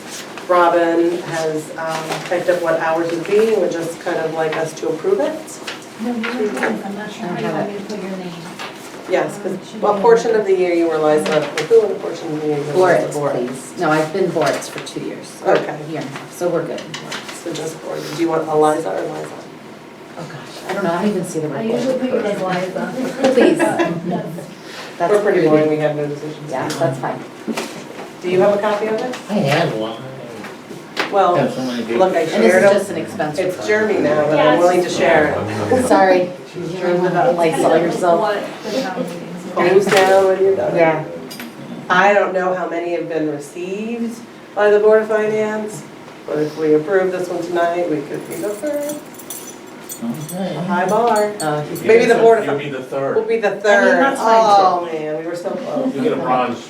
We get a That's bronze. always be placed. I hope the Board of Finance was first. I hope the Board of Finance will accept that. If they will, I guess we'll approve it. All right. Okay. Okay, so I'll move to approve the 1819 annual report as written. Can I see it one more time, please? Because I don't think I saw this, and I would like to, before I vote on it.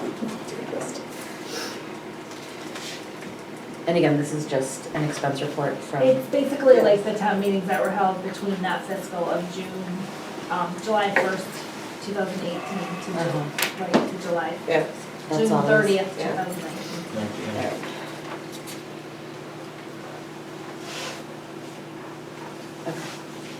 And yes. Other departments are a lot larger. Gotcha. Scope. All right. All right, any discussion? All those in favor? Aye. Aye. Motion carries. We're getting there, people, thanks for hanging in.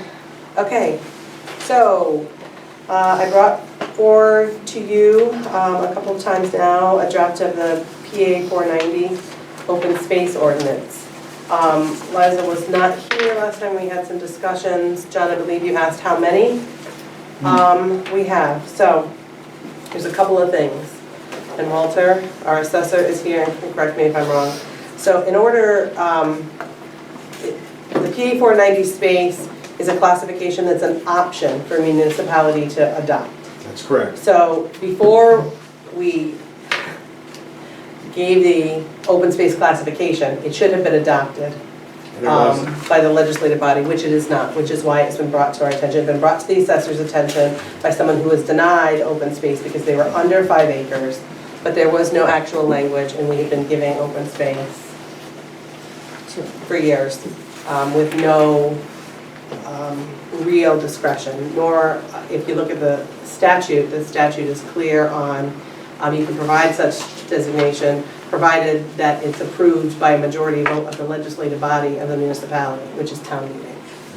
So, what had then been asked of us was to create an ordinance to then take to town meeting so that it could then be adopted. So what we were looking at was how many, we have 246 parcels ranging from 0.36 acres to 595 acres currently receiving open space classification. The POCD speaks to more than 5 acres. And the memo we've received from Planning and Zoning Commission spoke to, in keeping with the POCD, that we adopt something that was, again, over 5 acres. So I asked for a list of properties I don't know who they are, neither do you, unless you know their map and lot number. They're simply parcels of land with acreage attached to them. There are 68 that would then not qualify for open space, that would be under 5 acres. Or 5 acres and under, because we're looking at 5 acres or over is the wording in which we used. So the last edit we made was making this effective October 1, 2019, which is the grand list year, to take to town meeting, and we had some discussions about whether or not we would add in language that would make it, if we wanted to add in language that would make it well, to parcels under 5 acres. Retroactive to, So basically a grandfather clause. Correct. So in actuality, there should be no one who was receiving it based on it not being adopted at a town meeting in the past. So I don't believe anyone's asking us to take it away and then have those people reapply.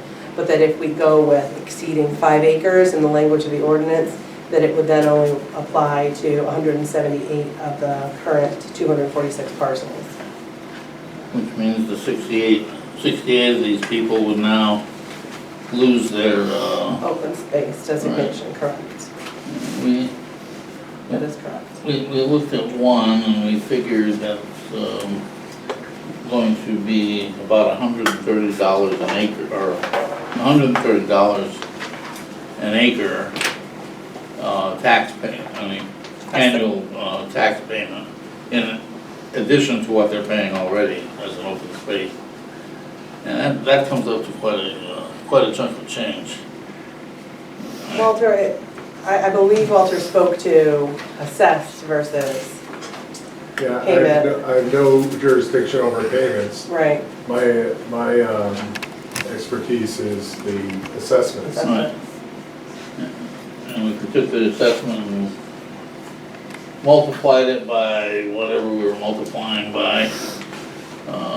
Somebody who knows more about it than I do did that, but it came out that the payment would be about $130. On how big a parcel of land are we talking about? This is a parcel of land which is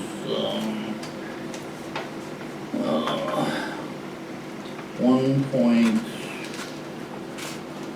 and what? Reading these drives me crazy too. 1.84? 1.84 and And .160. Right. So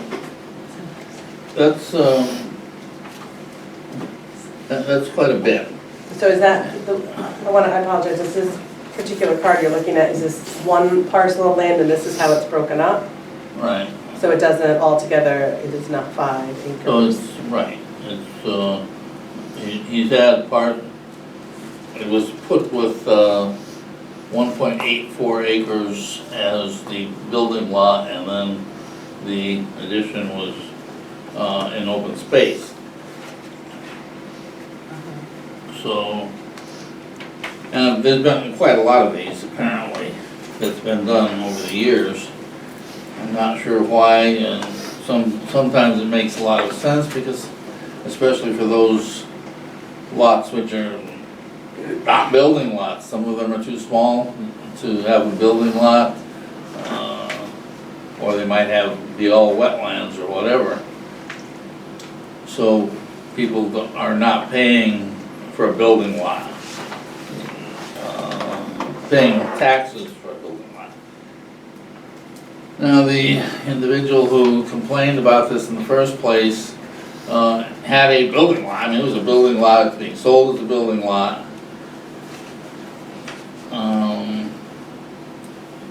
So apparently I don't know what the criteria was. I think the criteria might have just been common sense prior to this. I would be willing I'm willing to go along with the proposed ordinance as long as we can grandfather these 68 people. All of them? Even at the .3, whatever? Yeah. 0.36 acres? Yeah. Was there in the original language, there was something about transfer of property, right? So if it's sold, new owners need to reapply? Right. And is there a time frame on reapplications that somebody's still getting 10 years or something? No. Did we ever talk about that? I think. Go ahead, Walter. It shouldn't speak. As far as PA 490, when you first apply for the classification, you put on a 10-year clock, meaning if you change the use or sell the property within 10 years, you have to pay a portion of the benefit that you received back, and they do that through the conveyance tax. Gotcha. So there's a conveyance tax penalty, and there's a sheet that you go through a formula to calculate that out. But other than that, there's no reapplication required, only if something happens, a change in the use of property or a change of ownership. And the law is very clear now that if it was passed from one family member to another, that would be exempt from the restarting of the 10-year clock. But if it was a transfer outside of the immediate family, then it would start. Okay. Thank you. I don't know, so I think part of the challenge is that like this was really not done to any particular code and should not have been done at all. Correct. To start. Correct. So that's one of the challenges. The other challenge is like in a town where we're constantly talking about our lack of funds, to have some, I mean, quite significant imbalance in how people are taxed. I mean, I'm not getting this, and I have within this amount of property, right? Like I have about 1.5 acres, but I'm not getting that, but somebody else is. And now the code, kind of says that I can't apply for that. I don't know. I think we need to think about it and consider the fact that there was not an existing ordinance to begin with. And so the application was so random that, it's not like typically with grandfathering, there was an old ordinance or an old law and policy. People were following that policy once upon a time. Then when they updated to a new policy, people were grandfathered in because at least at that time they were following the initial policy. That's not what has happened here, is that we had nothing and kind of weren't doing this to code in the right way anyway. Again, getting an increased tax bill. Right, and then we had many people, I don't know how many, I can tell you how many people got it and that weren't in keeping with what the tone of the town was. But what we can't tell you is how many people were turned down because they weren't at 5 acres. And we know of a couple who came to Right, we know, and meetings. this is how it Right. came to be. So there are people who believe they should have been able to get the designation of someone with 0.36 acres could, but with 4.81, they were told no. And so when you look back, the statute is very clear that without it being adopted in your legislative body, there should never have been. So, when Walter brought it to us, it's trying to, put everything on a level playing field. And the only thing he's asking not to do is to make the people who fall above the 5 acres to go back and apply again. That's certainly going to throw everything out and start all over again, and I don't know if that would be beneficial at all. And we're not looking to go back. No one's looking to go back and say, you received this classification for X amount of time. Not looking at back assessment and or taxes at all. That is not up for discussion. It has not been suggested. I am certainly not suggesting that, nor has it come up from anyone else. It's if we do this the right way, I think the proper way is to have an ordinance that speaks to what the POCD, what is in keeping with the POCD, and that is parcels that exceed over 5 acres.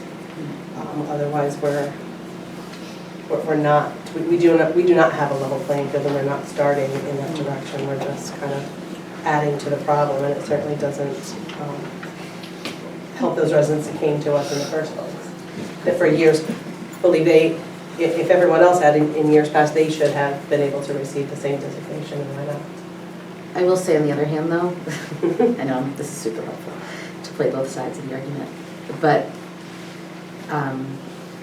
these folks were granted through no ill doing of their own, were granted something that they should not have been granted. Yeah. I don't know, it's a little bit of a pickle. Which is why on an hourly basis, and Walter and I have discussed this, I go back and forth on where do we fix the problem and where do we start, Walter? This exactly happened in Bloomfield. When I was the assessor in Bloomfield, Matt Colts versus the town of Bloomfield actually went to trial.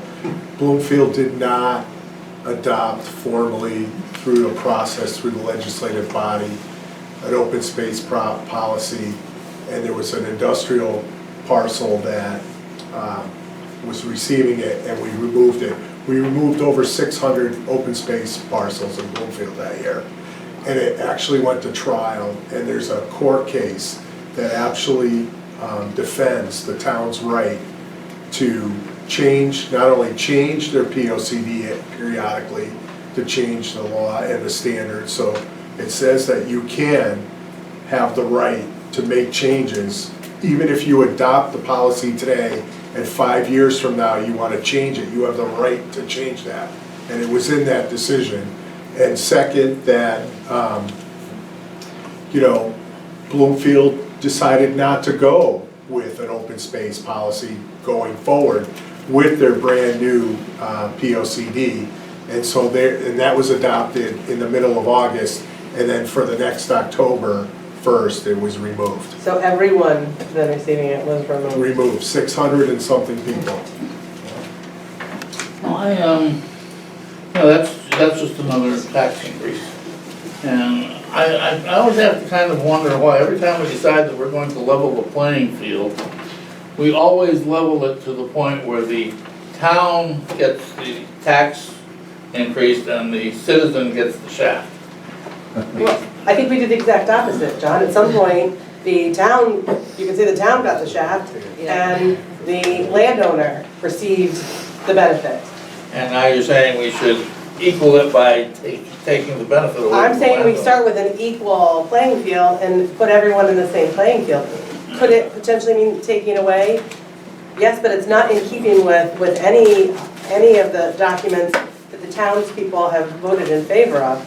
And I say this, meaning in an hour, I might have a mixed reaction to this. I see it both ways. I see as these people came forward and asked for something they should not have been given in the first place, but were given it to no fault of their own.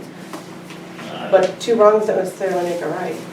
I just had another perspective, Steph Summers, One Road, and that is if you allow it to be grandfathered in or whatever, to exist as it has all this time, you're cementing an inequity for the people who would have qualified if they knew someone or however the other people got the deal and did not and still don't. So you have someone with 0.3 acres or whatever you said it was versus the person with 4.8, and the 4.8 person doesn't get that deal, even though they're 2/10 away from the 5 acres.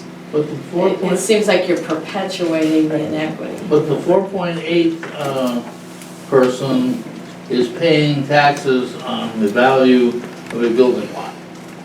The 0.3 acre person has land which he cannot build on.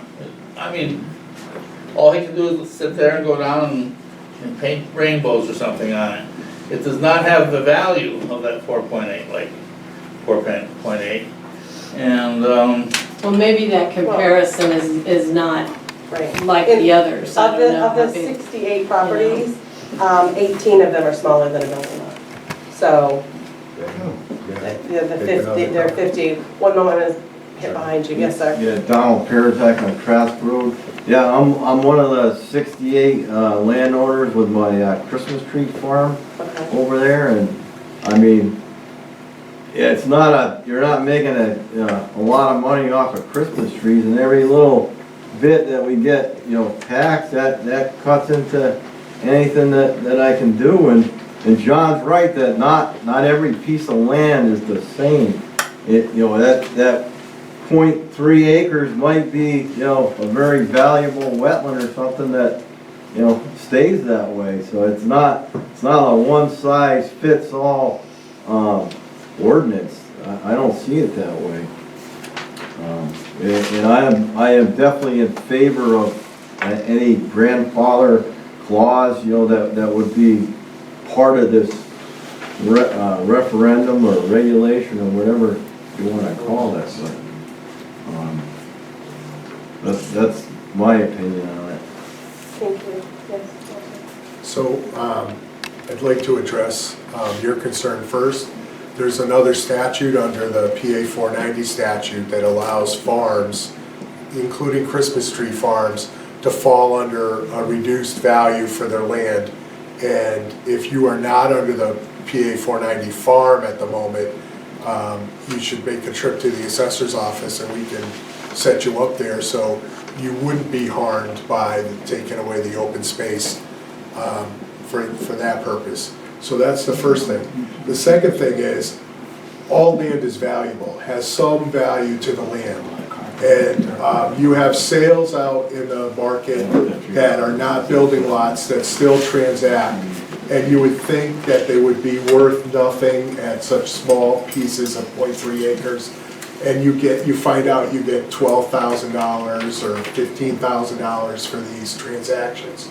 So land, though it seems like it's unvaluable because it's not a building lot, land still has a value to somebody for some purpose. It might be because they want to have a little buffer on their property and get a little elbow room from their neighbors. It might be because they enjoy additional wildlife that brings.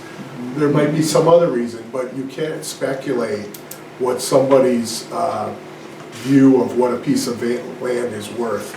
And just because it's not a building lot doesn't mean there's not value there. Thank you. And again, this is one where we would vote on the language of the ordinance and then it would go to town vote. That is correct. And the ordinance goes, and it's very clear in the statute that it has to go to a majority vote of the legislative body. Now, the flip side of this is if the ordinance doesn't pass, everybody goes away. Everybody's open space goes away. So, that's the opposite side. So, the recommendation here is to take an ordinance to town meeting and then the townspeople, those who can vote at town meeting, decide, including those homeowners. Did I see your hand up, Tom? I just had a question about, on the list, if it's a building lot and it can be sold as a building lot and if the owner is choosing, like if I had a lot next to my property and I was choosing to leave it as open space, I could also at any point in time choose to sell it as a building lot. To me, that's a little bit of a different piece of property than a piece of property that you really can't do anything with other than enjoy the beauty and maybe, grow some trees or something like that. It's a valid point. Some of these could be above building lot, or are these separate pieces, parcels, complete separate parcels? They're all separate parcels listed by map, block and lot.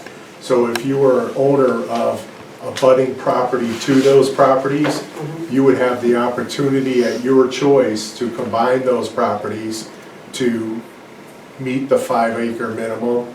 But the caveat to that is if you do combine the lots, then you would fall under any latest subdivision regulations that are in place. If you go to split the lot. If you go to split it in the future. Well, I mean, I say we vote on it to take it to town meeting.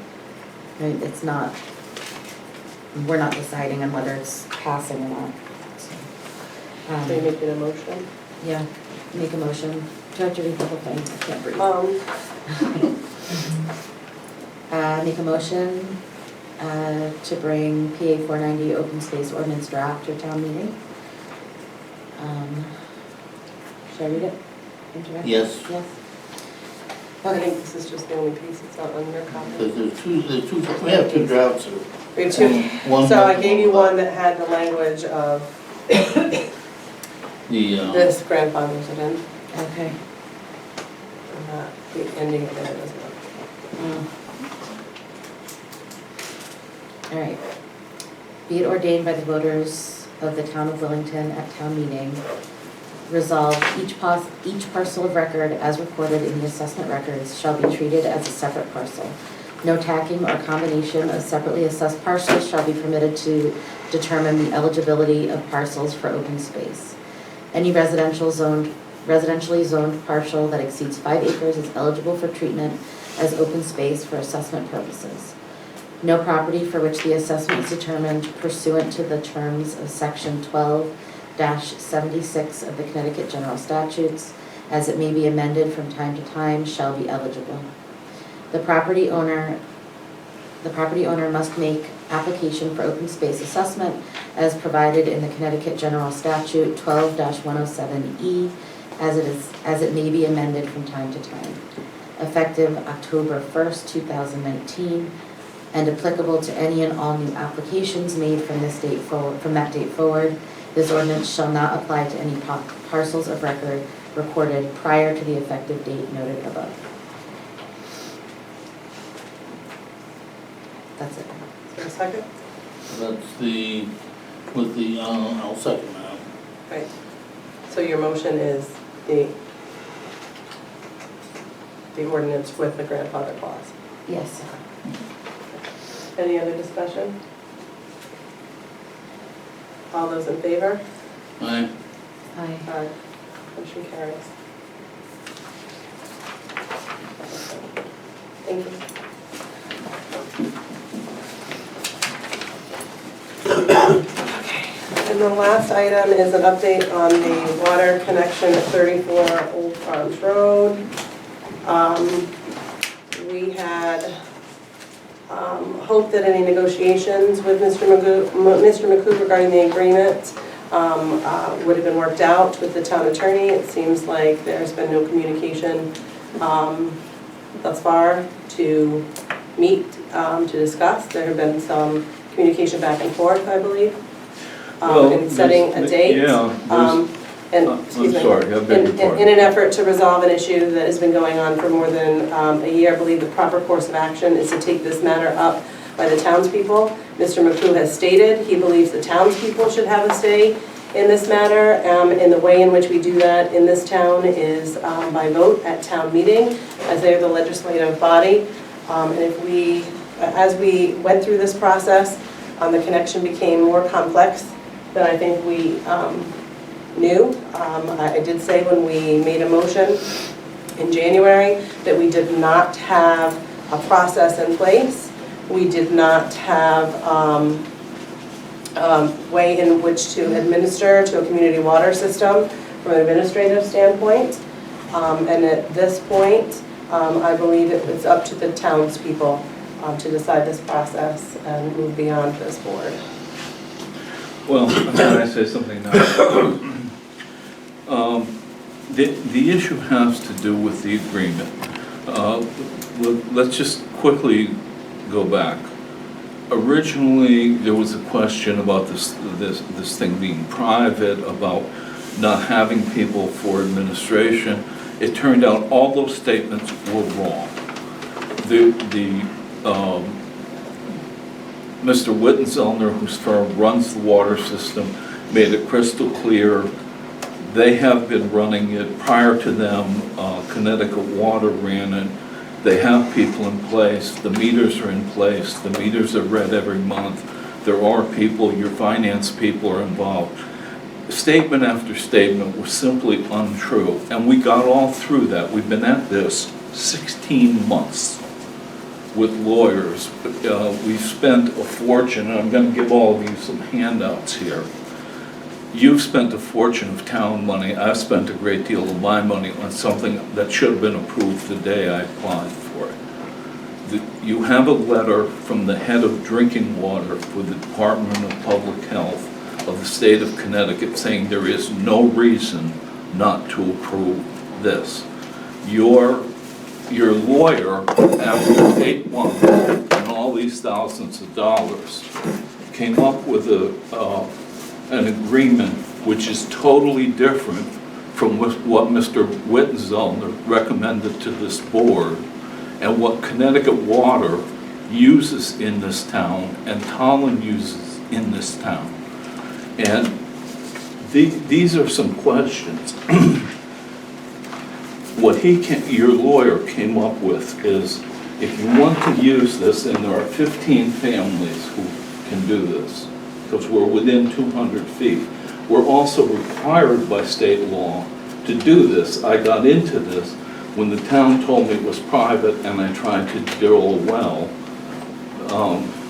The local welcome, I forgot their name, they came out, said, give you a well, $10,000 to be the best well you've ever seen. I said, fine, here's your check.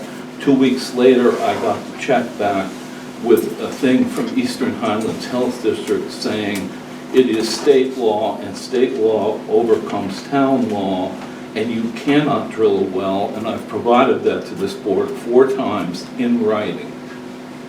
I provided the letter from the, We can agree to disagree on this, so that the matter before us is the update on the connection.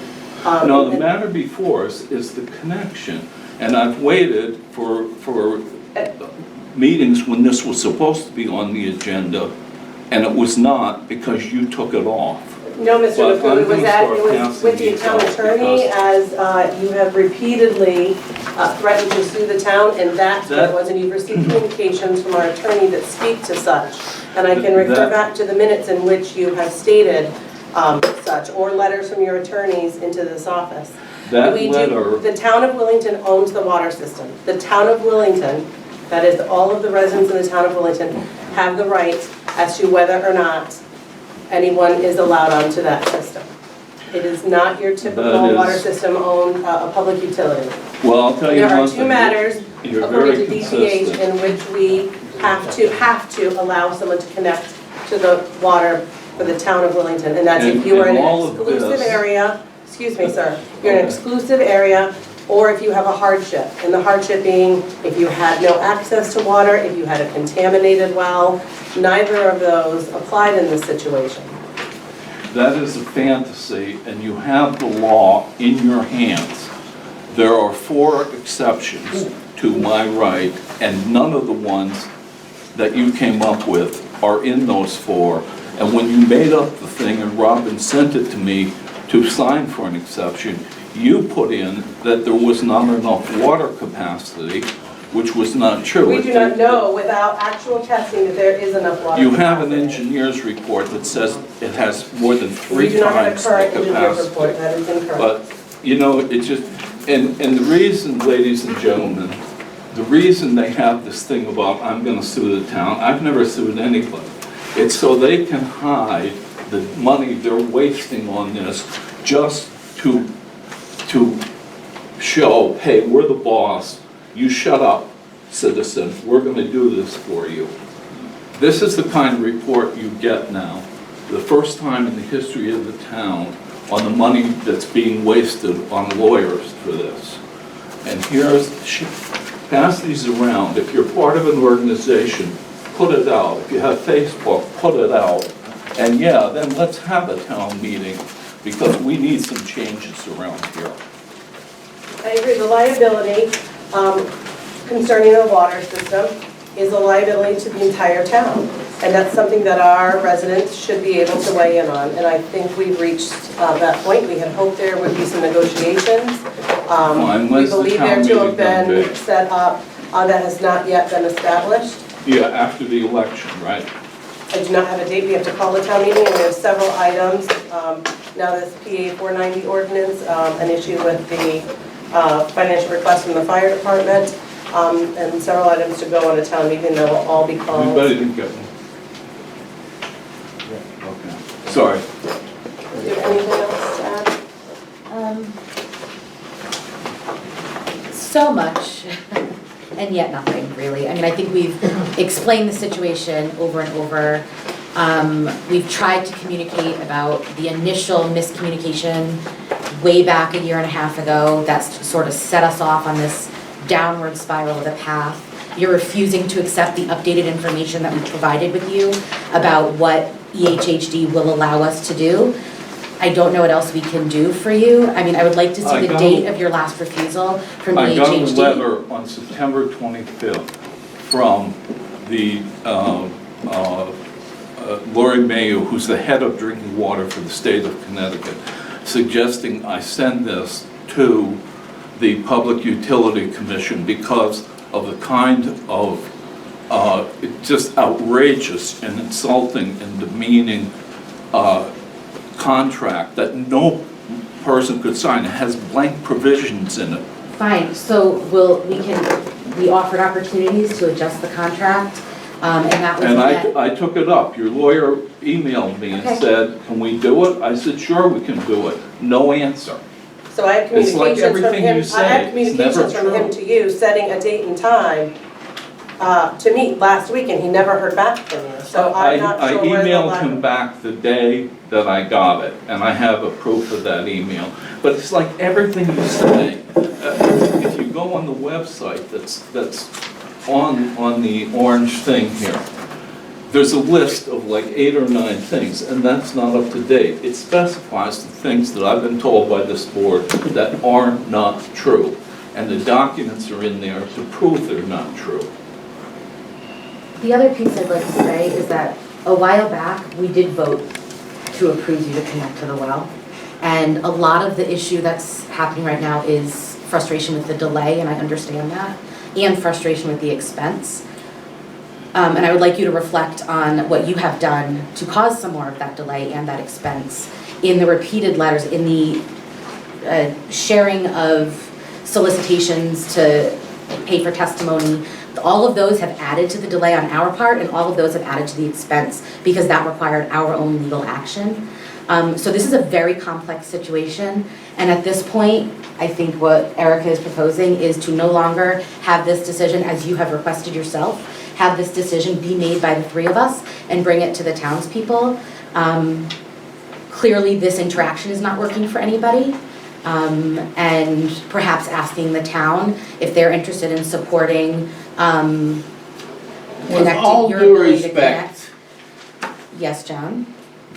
So, great, respectful start. with all due respect, this gentleman asked us to approve him tapping into the water system. In January, we voted to approve. At that point, all that needed to be done was to get with the water company and him and the first selectman and figure out how we're gonna do it. He even offered to pay for all this. And yet, 7 months. Until we got the agreement.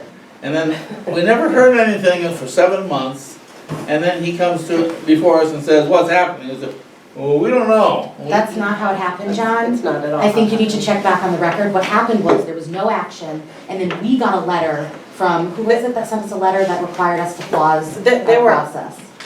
Him, No. matter of No. fact, It was insurance. It wasn't, John, if it were as easy as hooking someone up to the water the next day, that would have been done. That was not, we did not have a process. We still do not have a process to allow for every resident on this road. That's something that should go before the town. he had sent, he had promised us, when we approved him tapping in, he promised to send us a letter which would tell us everything we needed to know about it. And you believe it did. And- And the people that I looked at it with believe that it didn't, and there were things to protect the No. town that were not covered. No, 7 months later, he comes before us, and you're telling him, well, you said you were gonna send a letter and you never did, and I'm saying, Well, it wasn't 7 months, Yes, John. he did. We spent months looking at it. 5 months, I'm sorry, 5 months, January and May. And I had the letter, and then all of a sudden you found the letter. But up until that point, okay, 5 months have gone by, and what happened? It was more than where to buy a meter, John. This is a more involved process, and it's one of looking at the entire town and the liability on the town. You know, from the beginning of this, I brought to this board, in the letter John sent, I brought them the agreement for Connecticut Water. I told this board, and it's in the minutes, this agreement is used in 56 of Connecticut towns for over 300,000 people. And the agreement is to do what she's saying the town can't figure out. You've now spent $20,000 coming up with an agreement that has missing pieces It has me So we disagree contributing with to the a fund $20,000. where there's no amount, and a fund that doesn't yet exist. It allows the town, how would you like it if the electric company said to you, hey, if you want to keep your electric, we want to come in once a year and look at every room in your house and at your expense, and if we find anything we don't like, we reserve the right to shut off your utility, and you have no right, no legal right, absolutely no right to challenge it. That's the kind of agreement they sent me. And it was just like their pause letter. It was never intended about this. You have an underused utility that's right there that any sensible, decent person would dance in the street if they were a selectman to let people use. It's like telling you, well, we don't want you to use the library, you know, or we don't want you to use, you know, the town owns Old Farms Road. Maybe we have to get a permit from these guys to use that. How would you like that? I'm going to move on to the next item on the Look agenda. at the green sheet. Which is good and welfare. I will mention that we have 2 openings for appointments to CIP. They'll begin meeting at the end of December, so if you have any interest or know someone who does, contact the Selectman's office.